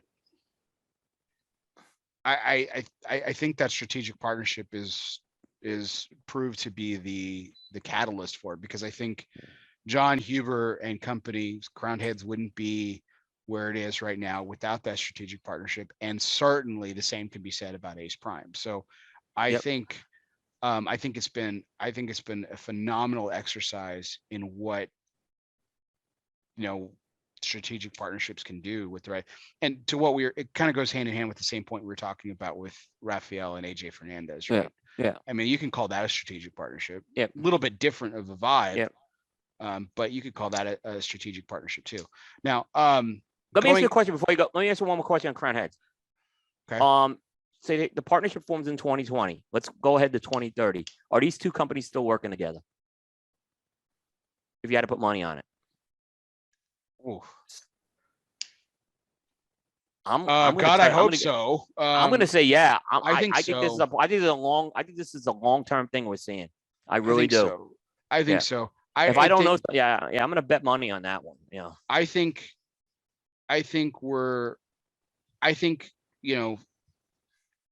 John and Mike will continue to honor their partnerships with Drew Estate and my father.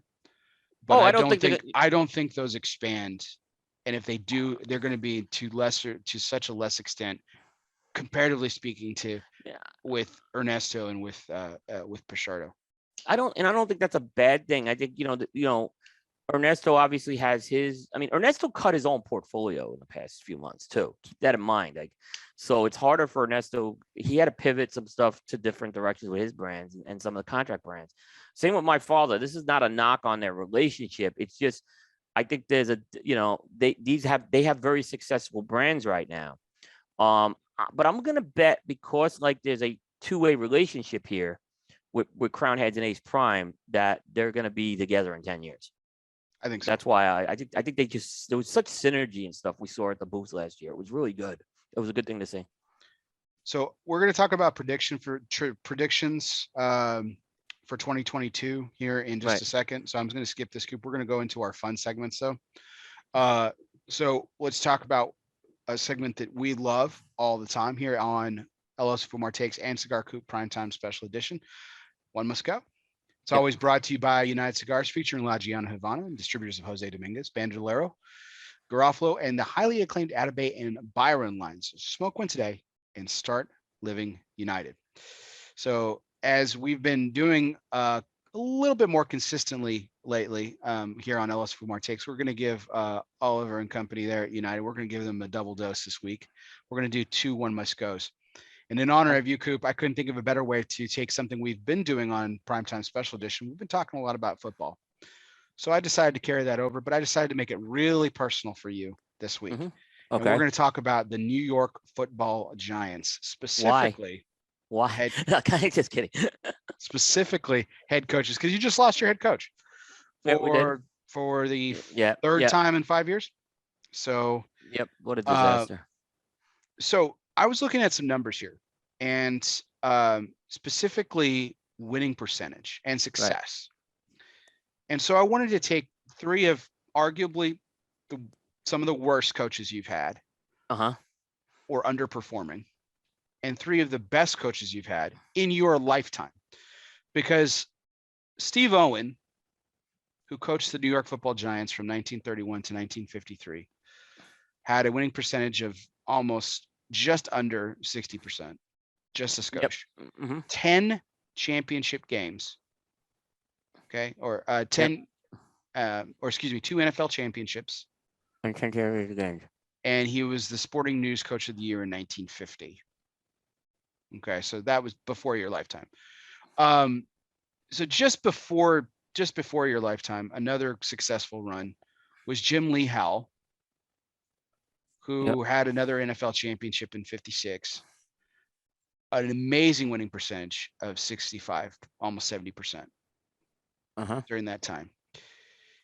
And so I took him, Jim Lee Howell, Bill Parcells, 1983 to 1990, winning over 60% of his games, 2 Super Bowls, AP Coach of the Year, Pro Football Weekly Coach of the Year, Sporting News Coach of the Year, UPI NFC Coach of the Year in 1986. Ran the table. Okay. And then, of course, your guy, Mr. Tom Coughlin. Right. 2 Super Bowl championships of his own in 2007 and 2011. Now, one's got to go. Jim Lee Howell, who had the best winning percentage of these three? Bill Parcells with 2 Super Bowls, or your guy, Tom Coughlin? Right. One's got to go. Who's doing it? Yeah, three legendary coaches. Let's go to Jim Lee Howe first, right? And I'll kind of give you, I'll go through the three, and then I'll kind of tell you who's on. So Jim Lee Howe, he really was a head coach of the Giants. And he had an incredible run as the Giants coach, right? You mentioned he was only the Giants coach for 7 years, right? The one key thing that you got to say on what he had going on those teams, he had 2 very key guys under him. Vince Lombardi was his offensive coordinator. I was hoping you'd mention that. And Tom Landry was his defensive coordinator. All right. So he had some Hall of Fame guys. I mean, he had the late Don Maynard on that team. Frank Gifford, Sam Huff. I mean, he had some great guys on his team, right? And the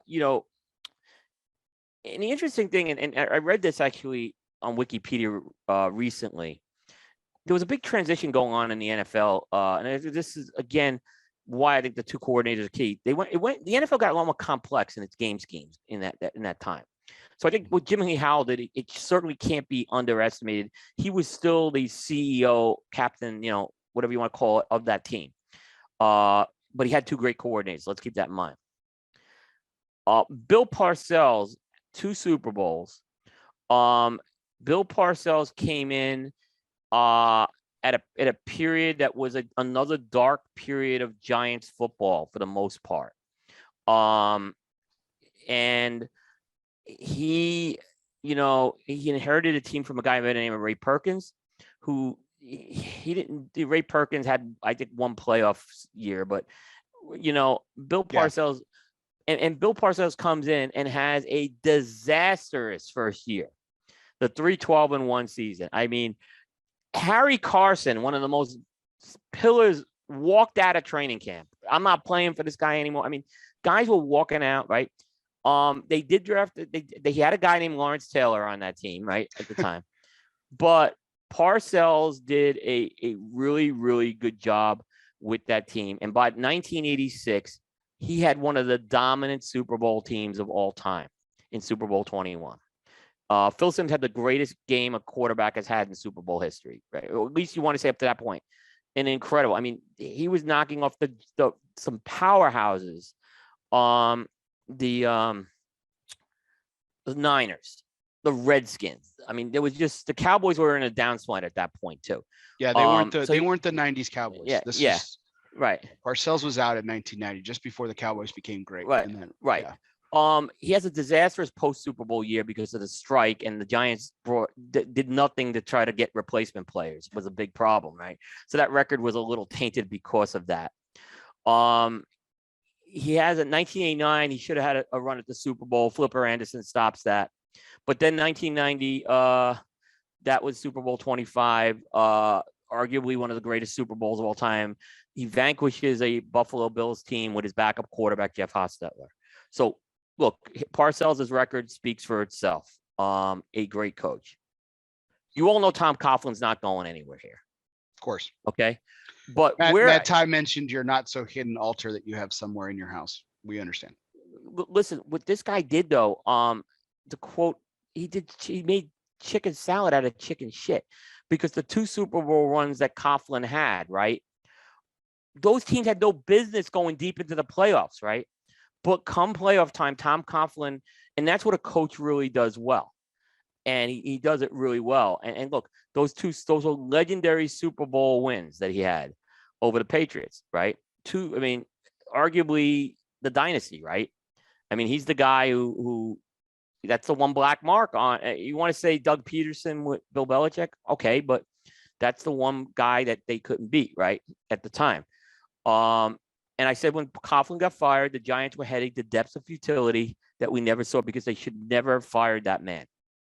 All right. So they're all 3 great coaches, right? Mm-hmm. And I hate to do this, right? But Jim Lee Howe goes because I do believe he had the coordinators. And I think he had 2 like legendary coordinators under him, right?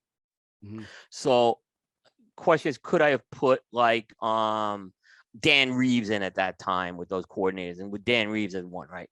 That's kind of where I'll go with, right? Okay.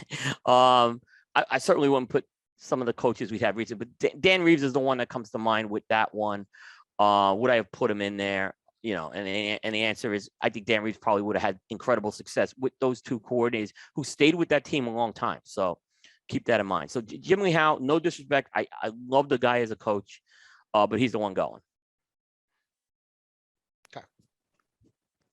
It's fair. I honestly don't really. I wanted to kick Parcells to the curb though, because I don't like the way he left the Giants in 1990. He really screwed us. Brought in Ray Hanley. It was really, and he also tried to bolt the Giants after that Super Bowl. He tried to go to the Falcons, and the NFL blocked it because it was a violation of the contract. But people forget that Parcells was ready to leave the Giants because he was offered the GM and coach job at the Falcons after that Super Bowl. So I wanted to kick Parcells to the curb on that, but I still love Bill Parcells. I mean, See, yeah, I really think, and then it's you know, like you said, I think I know that you have great affection for the guy.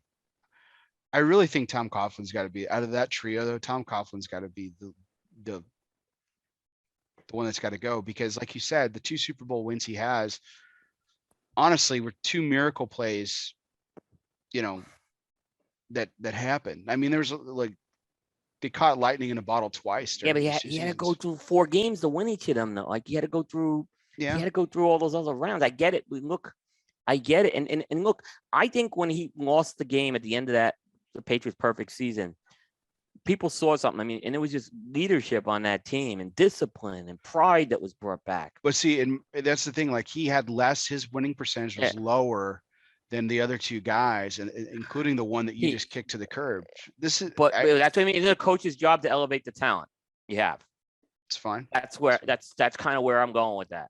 He elevated that talent because, look, if I'll say this, if Dan Reeves was coaching those teams, we wouldn't have had 2 Super Bowls.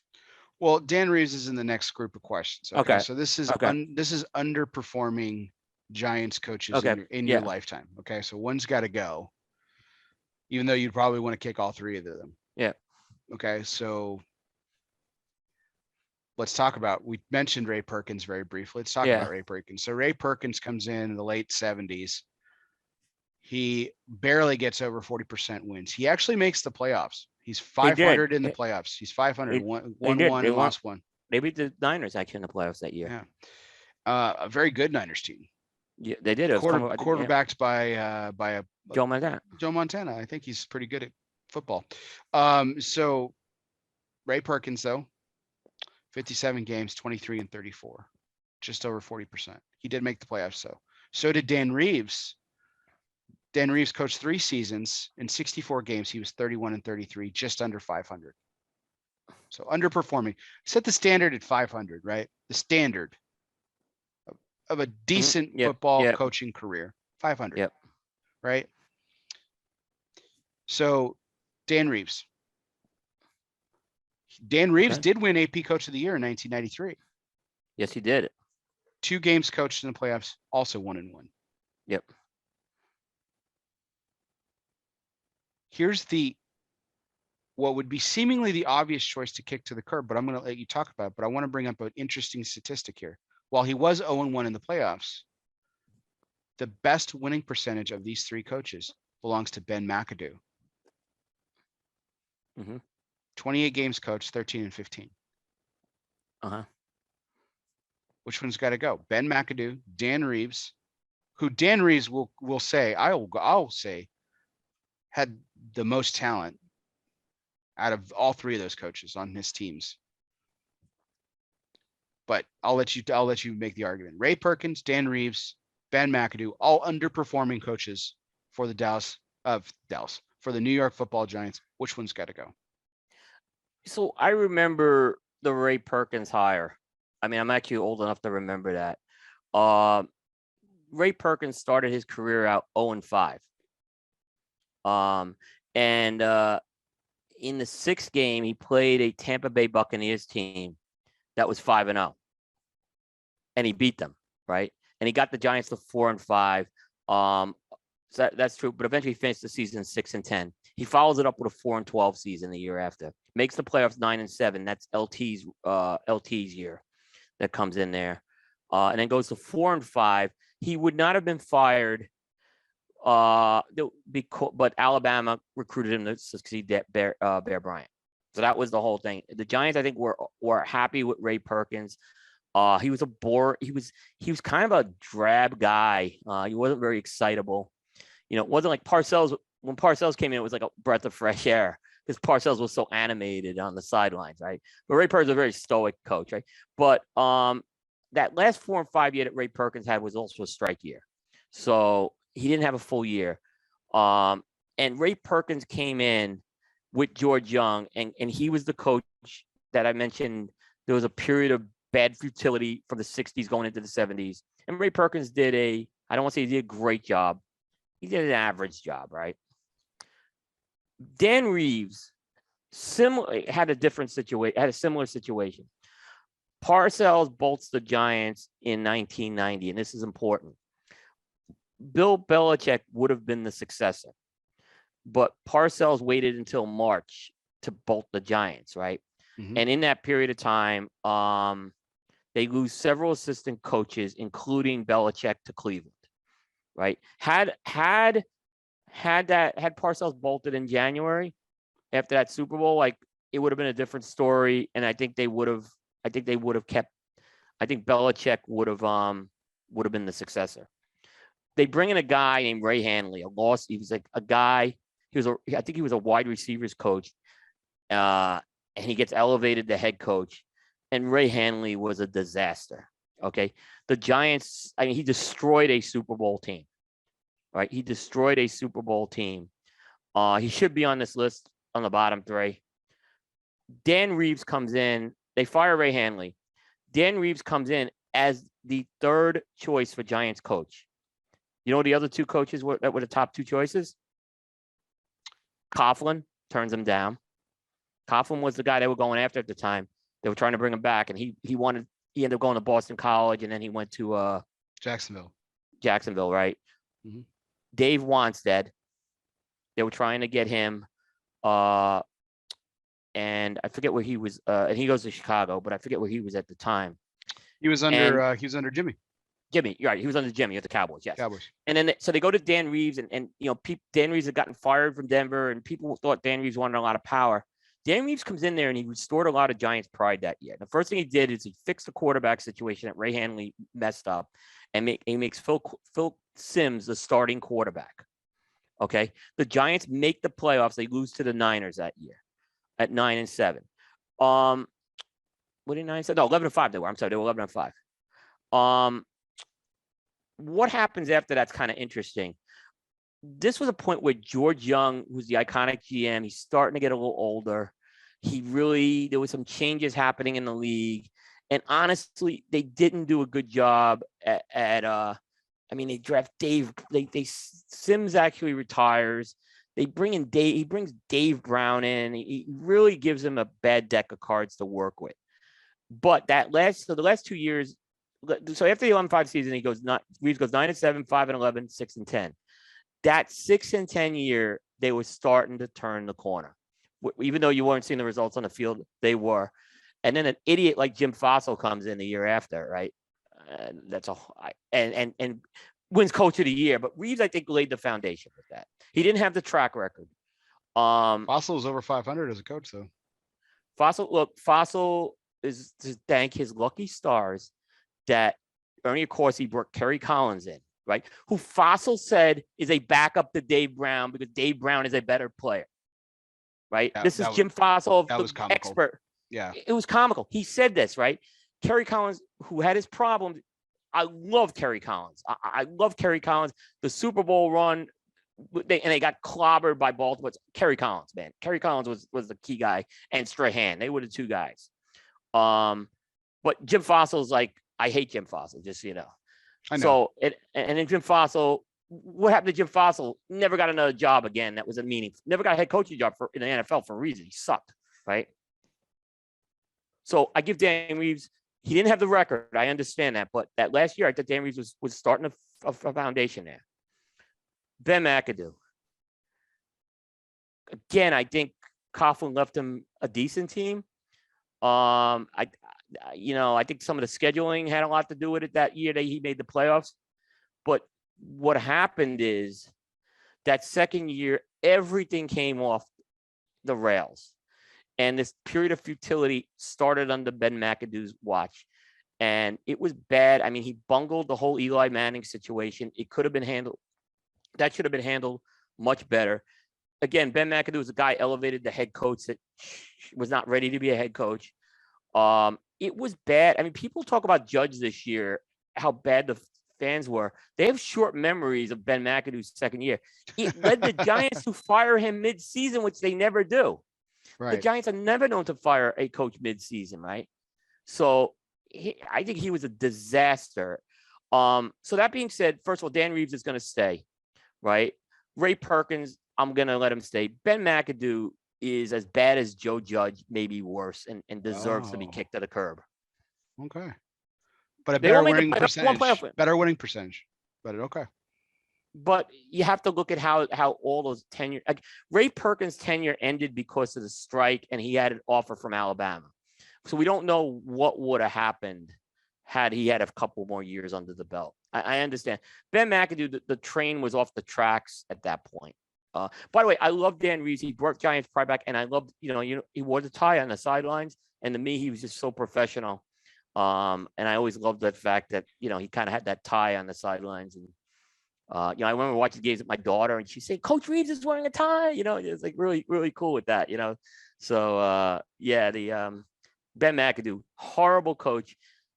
I can argue maybe as bad, if not worse, than Joe Judge. So I got something I'm going to throw at you. So our good friend Matt Ty wanted to put this in the chat. Matt LaFleur is a better coach than Tom Coughlin. Well, when he gets 2 Super Bowls, we'll have that conversation. And so my retort was, in your defense, but you can't argue about what I'm about to say. In the regular season, that's 100% accurate statement. Matt LaFleur is a better coach than Tom Coughlin.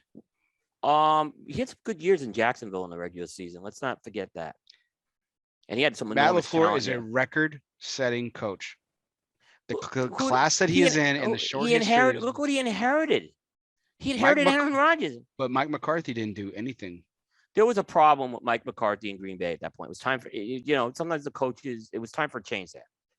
Right? So we can't say what Aaron. Yes, Aaron Rodgers is an icon. He's the GOAT, right? He's he's the best, probably the best that we were going to see that we've seen in the last 20 years. He made people forget about Brett Favre, and with good reason. Aaron Rodgers is an incredible player.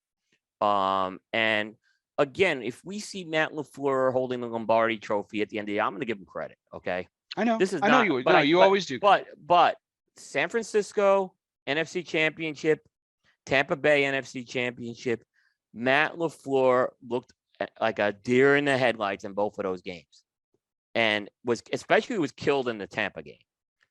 I mean, the Tampa game, he was unprepared his team was unprepared in both those games to play football, and that's on the head coach. With Aaron Rodgers, you can't beat you should have beat both of those teams that year.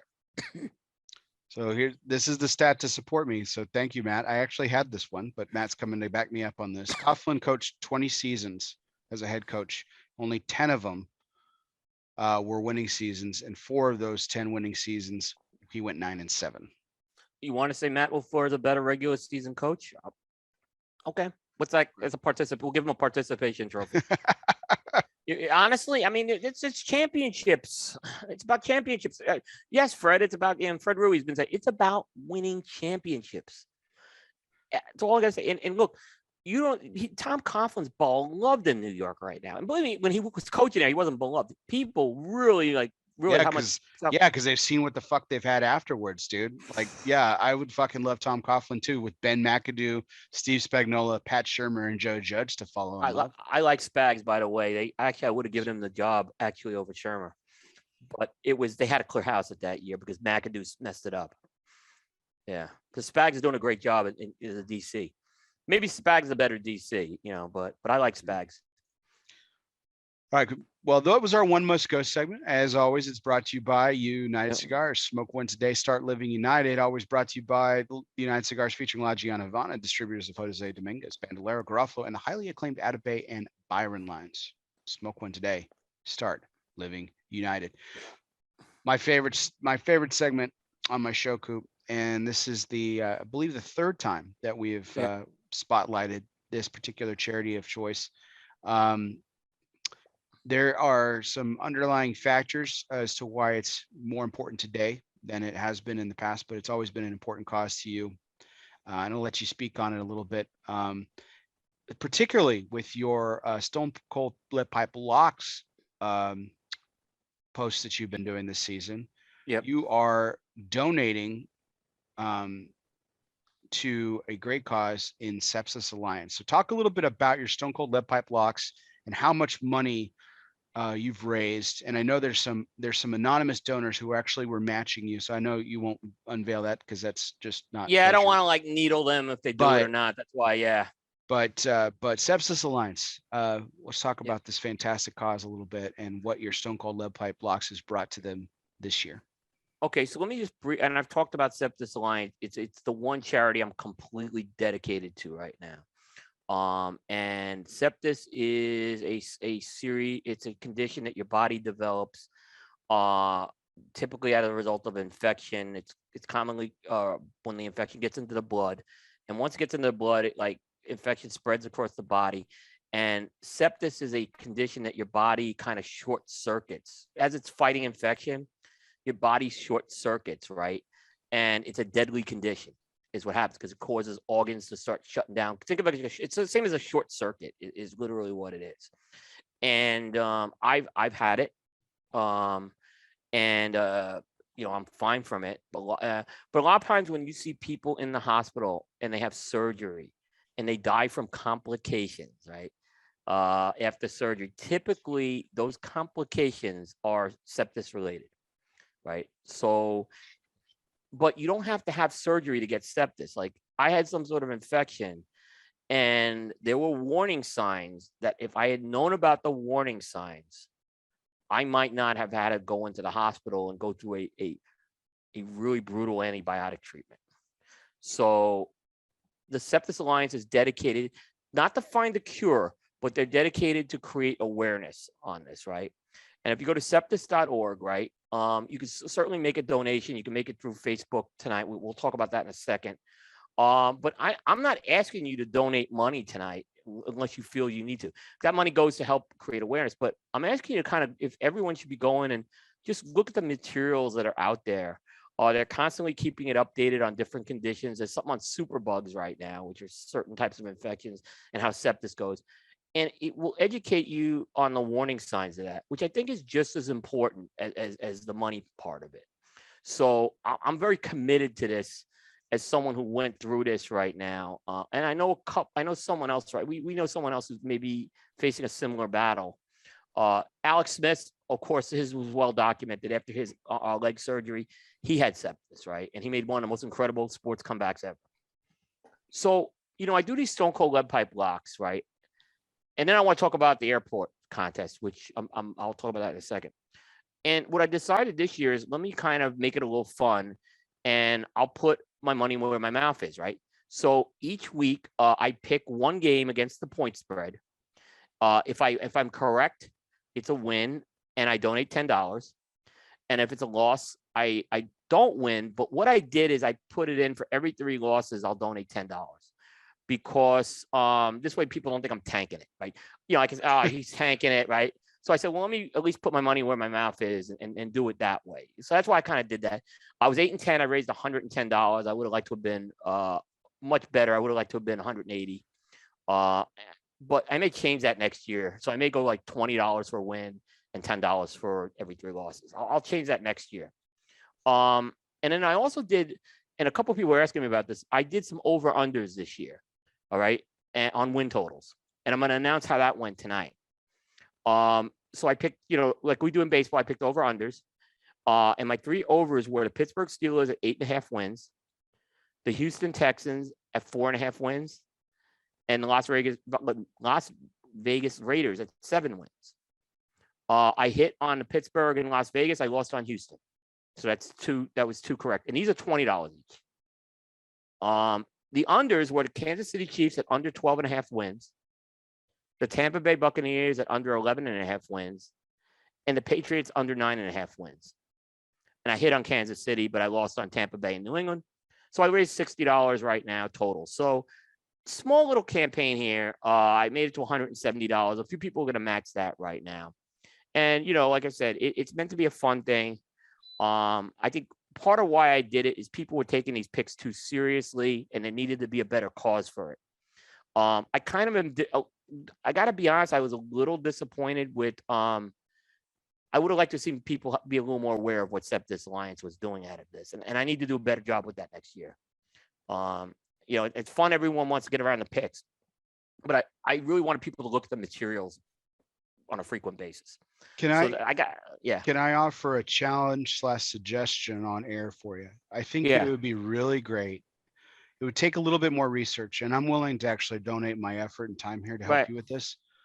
But maybe finding a story like Alex Smith, you know, finding a story of a person. And Sepsis Alliance does a really great job because they do have the stories. I mean, so it really wouldn't take too much research.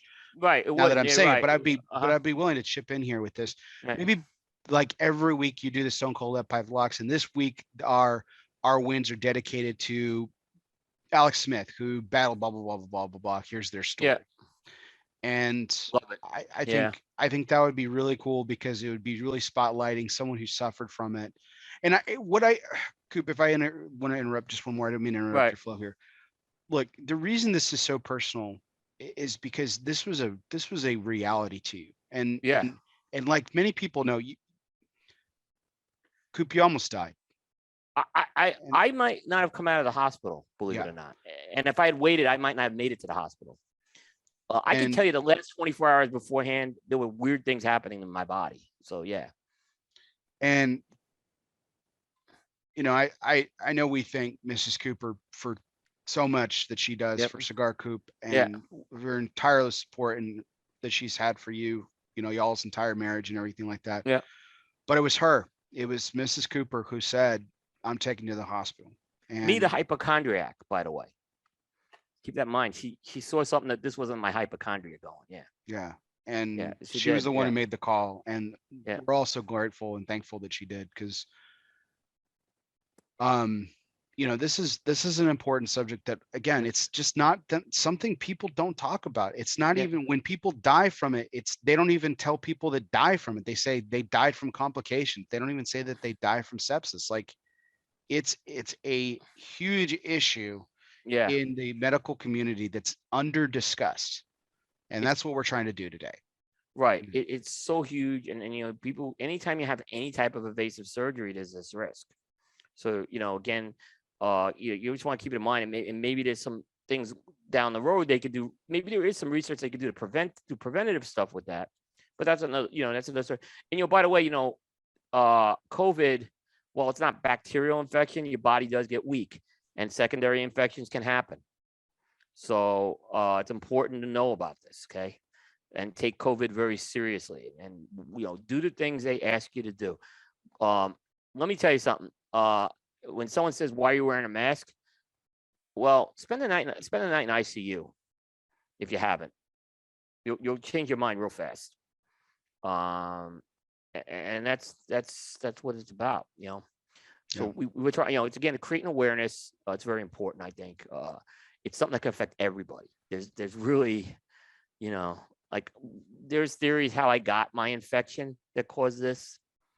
I don't think they ever know, but I'll tell you what, I would do things very differently taking a trip to Europe next time. So I'll tell you that, you know, as far as I go. So check it out, sepsis.org. Can I mention one more thing before we go there? Of course. The airport thing. Well, yeah, I was just saying, is that okay? Is that good? Or is that related to Sepsis Alliance? Okay. Yes. Sorry, go ahead. No. Okay. So everyone knows I had this airport selfie contest. We all know the details of it, right? The contest this year really didn't go the way I liked it to go, because I was looking for originality with the pictures, and be honest with you, there were very few people that were original. And a lot of people used the same concept by themselves over and over again, like Terrence. Okay. Or people just like they put a picture with a mask, right? But I felt like there was a quantity over quality, but I don't think that quantity thing should be ignored because you know what? People were taking the time to do this, right? So I had to figure something out. Right? I loved Terrence's posts, man. I gotta tell you. Yeah, but but eventually he was doing the same thing over and over again, right? That's the problem, right? So yeah, but thought provoking though every time though. It was right. No, he did a very good job, and he did a good job as well as the guy who took a photo just sitting on the plane with a miserable face. Okay, on a plane, like everyone was. I even did a $50 gift card for people to do an original, like consumers. There's not one original photo. I have to give this $50 gift card at random now because there's not one original photo in there, right? It's terrible, but I do appreciate the effort, right? I can't award prizes for this anymore. That was not that's not what the intent was. It was an intent to have fun, but I think it got a little out of control. So I changed it this year. Anyone who tags Cigar Coop in a airport selfie picture, I will donate $1 to the Sepsis Alliance. And I set a max at 365. I'm not going to max it out, like unless I got to budget this somehow. Is what I'm saying. And if people want to match that, that's great. And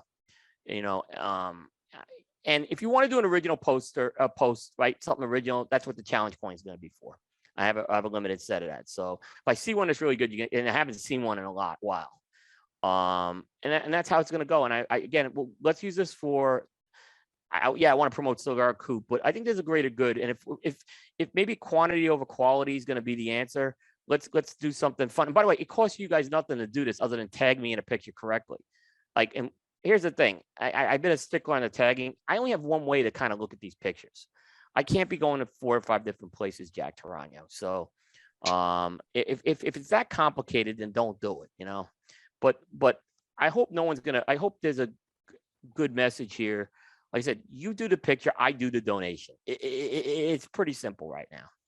And we'll see how it goes. I've already got a few, and like I said, they're all being tracked, and we'll hopefully I can exceed the quota I set. That's fantastic. Well, so sepsis.org. Yep, sepsis.org. Go to that, please. Sepsis.org. Check it out. Please consider donating. It's a fantastic cause. And thank you for giving me the forum on this, Bear. It's very important. It is, and that's why I love this segment. It's fantastic. Yeah. It's given people a lot of opportunity, a lot of platforms to talk about things that really matter. Everything from veterans to dogs to homeless shelters, and it's just as I'm going into my 3rd calendar year of doing it.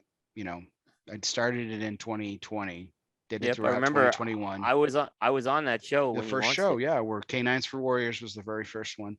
Yep. And now we're going into our 3rd calendar year of it in 2022, and I've really enjoyed hearing about the things that matter to our guests that we bring onto the show, and you've brought this organization to the forefront of my mindset, and as always, Coop, I will be donating later tonight in your honor. So thank you. Yeah, and by the way, the donations that I do for the football picks will go under that umbrella too.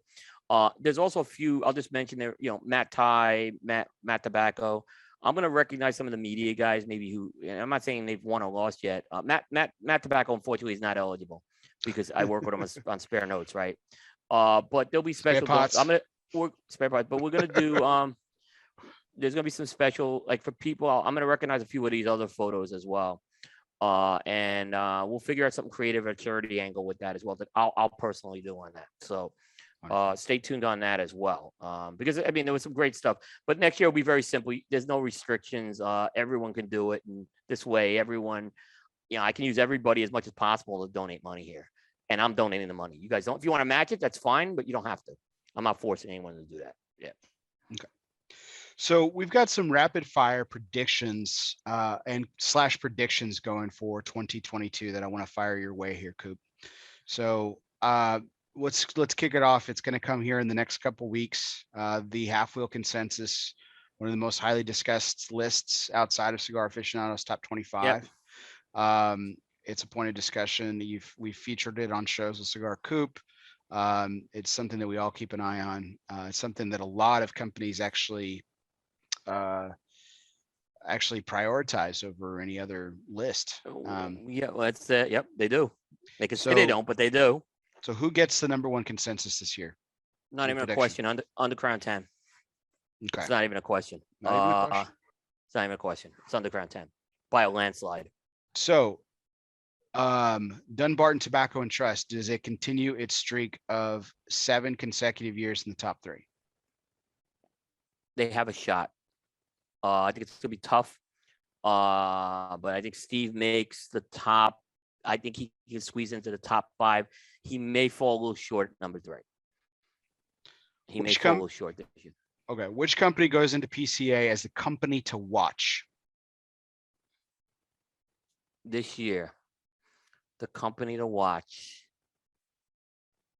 I'm going to come out with a little bit of a left field pick, and I'm going to say All Saints Cigars by Mickey Pegg. Does he have a successful show? This is Rapid Fire Coop. Does he have a successful show? Yes. Okay. Yes, absolutely. He's got stuff coming out and stuff. Yes. He's red hot right now, and he can have it. Does any of the big 4 return to the PCA trade show? I'm going to bet yes, 1, and it's Altadis. No knowledge. I'm going to throw 1 in and say Altadis. Will the big 4's absence or participation be a story for a second year in a row? Yes. Okay, now I'm deviating from the rapid fire. Why? Why does it matter? Look how many brands are not there. I mean, in the makeup, the loss of these 4 companies, Davidoff, Altadis, General, Drew Estate, those are big companies. And I don't see any way these other companies can make it up. I don't. Because these, I just don't see it. I'm not saying these other companies won't do well, but it's going to be a story. And I think I'll say this: imagine if Drew Estate comes back to the show. I think there'd be a boost in attendance immediately. I think any of these companies, there'll be a boost in attendance. I think it'll be exciting. It could create some excitement. But okay, to that point, to that question, which one moves the needle more? Of if you said, okay, we can bring back one of the big 4, which one moves the needle more? Who gets more people to the trade show? Drew Estate overall to this. 100%, right? Yeah, it's got to be. It's got to be.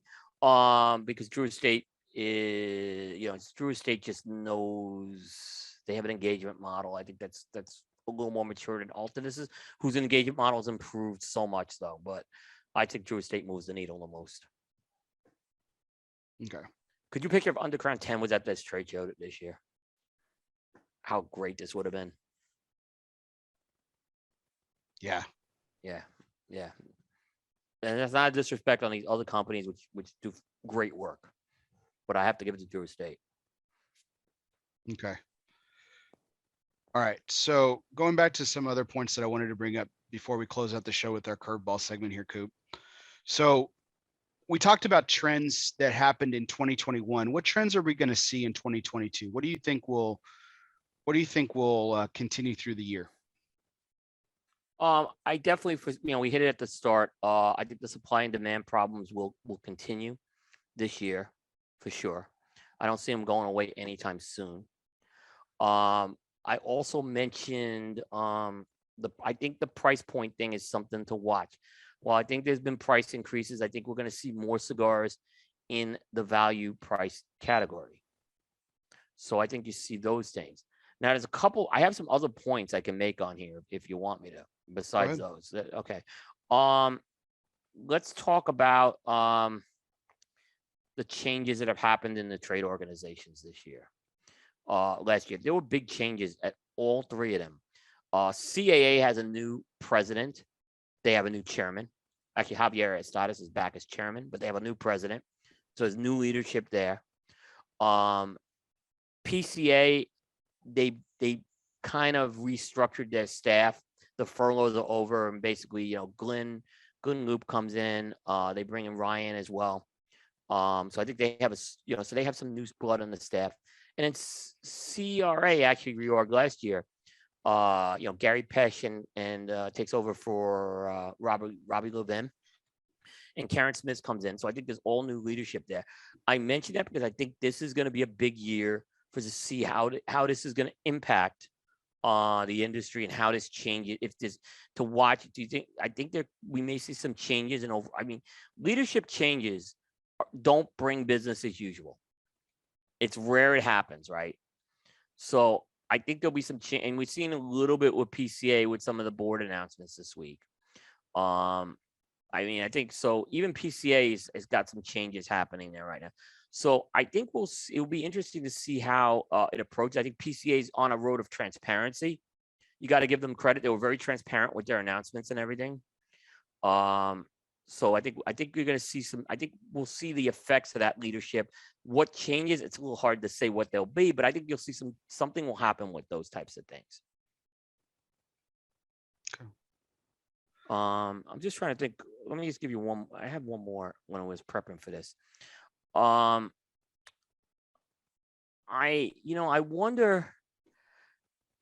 wonder what's going to happen with what's the word I'm looking for? Some of the pandemic stuff's interesting because some of the festivals are getting canceled this year, and I just wonder if maybe the big festival model's in some jeopardy right now. I think we'll have to see over time. I think we'll have to see how we come out of this winter right now with it. But like a couple of these festivals haven't gone on for a couple of years right now, and I think there could be some trouble in that line. So I think it's something worth watching. And the final prediction, Bear, I'm predicting a big year from Oliva this year. I think Oliva's, you're seeing like now the new regime in there, the Vandermarley family, Jay Cortez, Oliva's made, you saw a little bit of it at the trade show this year, Bear. Oliva was a lot more active. I think that will continue. And I think you'll see, I think something of those brands that were acquired from Reyes, I think we'll start to see the beginnings of that happening. Maybe, so I'm predicting Oliva is going to be a lot more active player than we've seen in recent years. Okay. Yep. To that point, I have that one question that's kind of related, but not. So which company has to have a good year this year, and will they? Which is it a company that has had a bad year, or is it any company? It's open interpretation, Coop. You in 2022 has to be a good year for X company, and will they be successful at that endeavor? I'm going to say AJ Fernandez, and I think they will be, because they certainly have the product and stuff like that. So I'm going to say, look how AJ like really dominated the aficionado list this year. 4 cigars on that list. One was for the Ramon Honest line, which was really good. But I think now it's now that if this is a really key year to build on that, now kind of go back into the AJ Fernandez brands, and I think they've been a little quiet the last couple of years, and I think they're going to do it. I have a lot of confidence in that. So I'm going to kind of bet some money on that. I know they've had some management changes and stuff like that, and that may be, it is what it is. But I think AJ Fernandez can really build on this year and have an incredible year. Okay. I want to actually agree with you on this one, Coop. I actually had this down. It's funny, we didn't even talk about it. I had the question up, but we didn't even talk about answers. They are my answer to this question this year. I'm going to disagree with you though. I think they don't. Interesting. I think AJ Fernandez is, and always for the foreseeable future, will always be a success in this business, in this industry. Time has told us over the years how, as a company, he is not as great as he should be. The company, AJ Fernandez, his brands, there's some great ones. Some cigars, they're fantastic. But there's been countless discussions about this, about how AJ makes phenomenal cigars for everybody else other than himself. And for whatever reason, and there are several that we could probably pinpoint, but for whatever reason, that success is just not translated to AJ Fernandez, the brand. And I know for a lot of people, it's really disappointing. It is for me too. I disagree. I think they will not have. I think they will continue to do. I think they will continue to. I don't think they take it. I don't think they go like they like hit the cellar, but I Right. think they continue to underperform. Interesting. So the other one I had, Bear. Like I said, I haven't. Well, before I said, AJ Fernandez has proven like releasing New World, you could just completely like take over, right? So I think that I just feel they can do it, right? There are successful brands in his portfolio. That's not to say there's some fantastic cigars in his portfolio. I think he's hungry enough to do it, right? So that's why I'm like, he's clearly got the hunger. He's clearly got the drive. He does it for everybody else, Coop. He does it for everybody else. I think he's going to look at this and say, it's time for me to kind of do it on my end. I hope you're right. Yeah. I don't think you are, but I hope you're right. That's fair enough. Frustrating. I'm going to give you my other. Yeah, I'm going to give you my other company, and you could probably everyone's a disagreement on this, but the other one, look, I look at what they came out with at the trade show, and I look at how one cigar in particular was just a stellar cigar in Casa Magna, Colorado. It was the best cigar I smoked performance-wise last year, but it wasn't eligible for Cigar of the Year. But Casada, they've got the tool, they've got the products right now, right? They have that. I am confident that they are going to right this ship. I think it just can't be done. It takes a while to do this. So I'm going to be patient, but I think the signs are there. Look at like now, look, you're seeing it on the production end, right? Ferrier Tego, right? People, you're seeing it with that. I think I think the corner is turning for them. I do. So I think they have to have a big year. I think they're going to have a much better year. So I'm going to kind of bank on that one as well.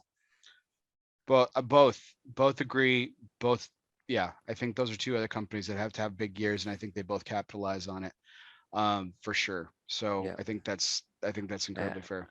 I can tell you. Yep. I can tell you. I agree with you on those. Yep. All right. So this is my last question before our curveball question. And we teased a little bit about, we talked about it at great length and stuff at the beginning of the show, but about cigars just being overall being underperforming in the last year and a half. Yep. Will they continue to dip, or will they turn a corner and get better? They're going to dip more this year. I unfortunately agree. I don't see any signs of that. I think we're going to bottom out at sometime this year, and I hope we bottom out again as a trend at the end of the year. I just don't see it right now, and I know there's some companies that are the exception to this. So right, exactly. Well, and I understand, like the criteria for my top 10 list, Coop, is cigars that I frequently smoke. Right. I have to say though that someone asked me, they're like, well, how many rave did you smoke throughout the year? That put them atop everybody else, because that's the biggest point of criteria. I have several other points of criteria in my top 10, but the biggest one is frequency. That's the biggest calculating point. Yep. I personally smoked 7.5 boxes in 2021 of rave, just rave. Yeah. I mean, there's obviously I've already started counting at this point. Yeah. I don't know if anyone's going to get that close. If the number one cigar of 2022 is going to be that close in terms of volume. No, and I didn't smoke 7.5 boxes of the winter collection, which I didn't even get to tonight. Right, I feel bad, but I'm going to say this: like the Skip Martin doctrine about number one cigars buying boxes of them. Absolutely, he's right on that. And the number one cigars, all the top 3 cigars, multiple boxes have been bought this year from me. So I can't go 7.5 boxes because of the amount of cigars I review, obviously. But and in fact, I bought a fresh number one box for when it got number one, the Robusto. So yeah, it's definitely less, but I agree with you. I don't know. I'm totally in agreement with you on that. It's just my box purchases are a little less because of that. I actually had a little more dependence on samples this year. which was a little concerning with me too. I need to have a 50-50 balance of samples and purchases. And it was a little higher than I wanted this year, but that will be fixed as well. Fair enough. Yep. I hope we're wrong about that one too. Well, I think the thing is that, obviously there's a point where I have to start saying no to samples. And I've already started to do that towards the end of the year. I knew it was a problem. I hope cigars don't take a dip. I hope we're wrong. Yeah, but I don't see anything that's, as long as we have this difference of supply and demand, that's going to have to change first. And then I think you'll see the quality improve. I just don't see a way around that. When I hear companies working second shifts and like right now, but like I said, there's companies like Perdomo, they were on point all year. Fuente on point all year. I think Pichardo was on point all year. Roma Craft. I mean, the companies that were out there, Espinosa, factory, that were on point this year, and that didn't take a dip. But there's other companies clearly took a dip. Yeah, clearly, 100%. Yep. All right, so this is the last question of the night, Coop. And as always, I know you're a night owl. I know you work late. I know you work hard. I still got to thank you for your time tonight. Sunday is family time for you to step away and spend 2.5+ hours with me. It's just means the world to me. So thank you so much. Thank you. I appreciate the opportunity. So the curveball question of the week is always brought to you by Dunbarton Tobacco and Trust. Fastballs or curveballs, it doesn't matter. Since the company's inception, Steve Salk has been knocking them out of the park. 6 consecutive years in the consensus top 3. Going for number 7 this year. We'll see if it happens. Coop, this is something that I've wanted to ask you for a really long time. Okay. One of the most impressive things that I've gotten to know about you over the years of our friendship is, and something I truly appreciate, because I take a love and a fascination with a lot of different things. I have a fascination for film. I have a fascination for baseball, as we both know, right? Sports in general, horse racing, lacrosse, just some things that, I absolutely love. And I've taken I have a fascination with them. And I would argue to say that I have an encyclopedic knowledge of a lot of these things. The most impressive thing about you, Coop, is that you have an encyclopedic knowledge of, I feel like, everything. Let's start with cigars. That's without question. Your knowledge of cigar history and cigar releases and cigars in general go beyond a time frame from when you started smoking. Coop, I've been smoking cigars longer than you. A lot of people don't realize that. I've been smoking cigars longer than you have, almost a decade. And your knowledge, I'm in your dust, right? Music, sports, all sports, film, the list goes on and on. What's something you don't know a lot about that many people actually do? That's the question. Oh, I'll probably say culinary arts. I mean, I eat, but I don't know a lot about what goes into like cooking and stuff like that. I couldn't tell you anything like that. You just know it's good. I just know it's good, yeah. But I don't. Okay. Yeah. I would say that would be, because I see a lot of people talk about being amateur chefs, and I'm not even in that. I'm not even in the amateur chef thing. So I think I would go with that one. I just don't know a lot about that. Yeah, you're always quick to point out on your food post. You're like, I take no credit for this for this dish. I can grill a steak and smoke a thing, but that's about it. So the other one I put is home repair is the other one. I put that probably at the other one. I know zero about home repair. Yeah, my way of home repair is pay someone, because I'm clueless on how to execute and do it. And that comes from my father and my grandfather. So my wife was stuck with that. No, the culinary arts thing is actually kind of interesting, because you do appreciate good food.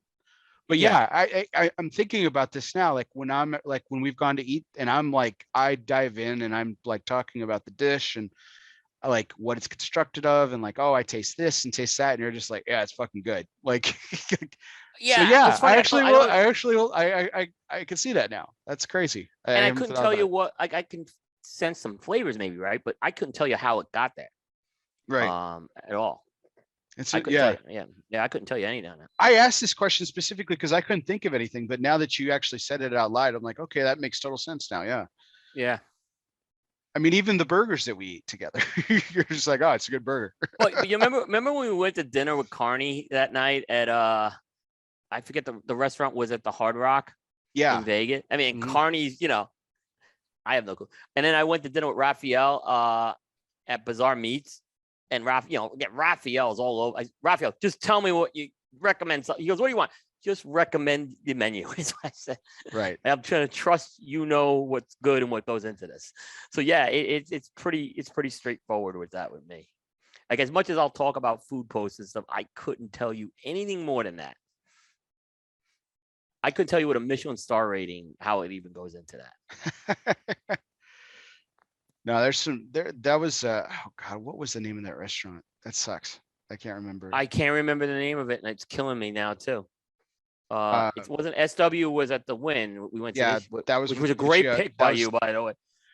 yeah. It was the second pick, but yeah, Luciano. Well, we were trying for Bazaar Meats. Yeah, we were. You did very well. So Yeah, SW turned out to be fantastic. And what a meal that was, unbelievable. And Yep. thanks to Luciano for. Yeah. And that was just a fantastic evening, in general. It was, and then we went back to the compound, and I could tell you Luciano is a good friend of ours, right? And I could tell you I learned so much about him as a tobacco man that night.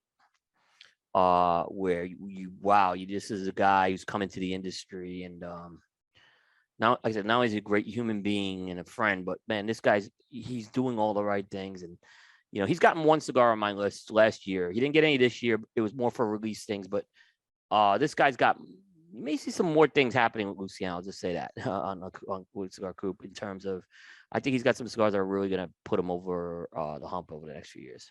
Well, if you want to predict something, I'll go ahead and lay a prediction. Luciano and Ace Prime will probably have a cigar on my top 10 next year. I could predict something else too. Unless something else doesn't happen. I'm gonna predict something else too. I think he's on point in the next decade to get a cigar of the year on Aficionado. I think they're recognizing his work a lot. Because it's great work. So yeah, they should. Great work. It's great work. So yeah, I think you're gonna see him. He's a true tobacco guy. This guy. There's no question. This guy knows what 100%. He's doing. Yeah. Yeah, unbelievable stuff. So we're getting some questions in the chat. So before we close out the evening, we'll go ahead and just break the news. Yep. Cigar Coop, the Cigar Coop Coalition will not be at TPE this year. There's some, for my part, there were some logistical issues. As everyone knows, my move put a damper in that. My kid starting in a new school, moving to a new home, getting organized with my job. It's the busiest time of the year for my particular. So logistically for me, it was virtually an impossibility. Yeah. So I will not be at TPE this year. Similar reasons for other members of the team. And so Coop. Not a reflection on TPE though. I'm hoping we're back next year. It was that we were talking about going, but this was not a reflection on TPE at all. Yeah, we're not making a statement or anything like that. There's nothing political about it. Unfortunately, for me personally, I don't represent the entirety of the Cigar Coop team, but no, Aaron Loomis will be there, but he's with Developing Palates, so keep that in mind. He won't be there representing Coop, but Aaron Loomis will be there, so he'll be representing Developing Palates. I want to make that clear. So, well, again, thank you to our audience for hanging with us late. As always, it's coming up on midnight. It actually is midnight here in Central Time. It is 1 a.m. on Eastern Time. So we started on January 16th. It is now Monday, January 17th, Martin Luther King Day. Yep. As a close tonight, I really wanted to I really wanted to end with, I'm a big quote person, as a lot of people know. And so I wanted to actually end with a particular quotation from Martin Luther King. And I'm going to go ahead and bring this up. So bear with me real quick. But I think it's one of my favorite quotes that he ever said. And it's so appropriate for today's day and age. We're in a very dark time in society for a lot of reasons. The pandemic, of course, highlights that, but a lot of stuff goes into that observation for me. And Martin Luther King said, "Darkness cannot drive out darkness. Only light can do that. Hate cannot drive out hate. Only love can do that." So tomorrow, if you're happening to work, or if you're actually taking the day off because you got to be with your kids, or if you just happen to see an MLK Day billboard somewhere or see something on television, he said a lot of fine things during his lifetime, but reflect on those words. Darkness cannot drive out darkness. Only light can do that. Hate cannot drive out hate. Only love can do that. It's a very, very simple quote, but it's very appropriate for our time. So think about that as you go throughout the rest of your week. As always, I appreciate all your time, all your likes, shares, comments. Always appreciate it. If you tune into our YouTube channel, ELOSOFUMAR, don't forget to hit the subscribe button. If you're listening to us later, wherever you listen to podcasts, whether that be on Apple Podcasts, Spotify, Google Play, Podbean, or wherever you listen to podcasts, please hit the download, subscribe, and review button as well. If you already are a subscriber, hit the unsubscribe button, but please don't forget to resubscribe. That really helps my numbers, selfishly. Check out our calendar of upcoming events on our Facebook page, where we broadcast live every week. We'll be back next week as well, as we march toward take 200. This was our 196th take, live from the Alec Bradley Lone Star Studios of the newly christened Azle, Texas. We do appreciate everyone out there. For Will Cooper, I'm Bear Duplessis. And guess what, everybody? See you next time. Thanks, everybody.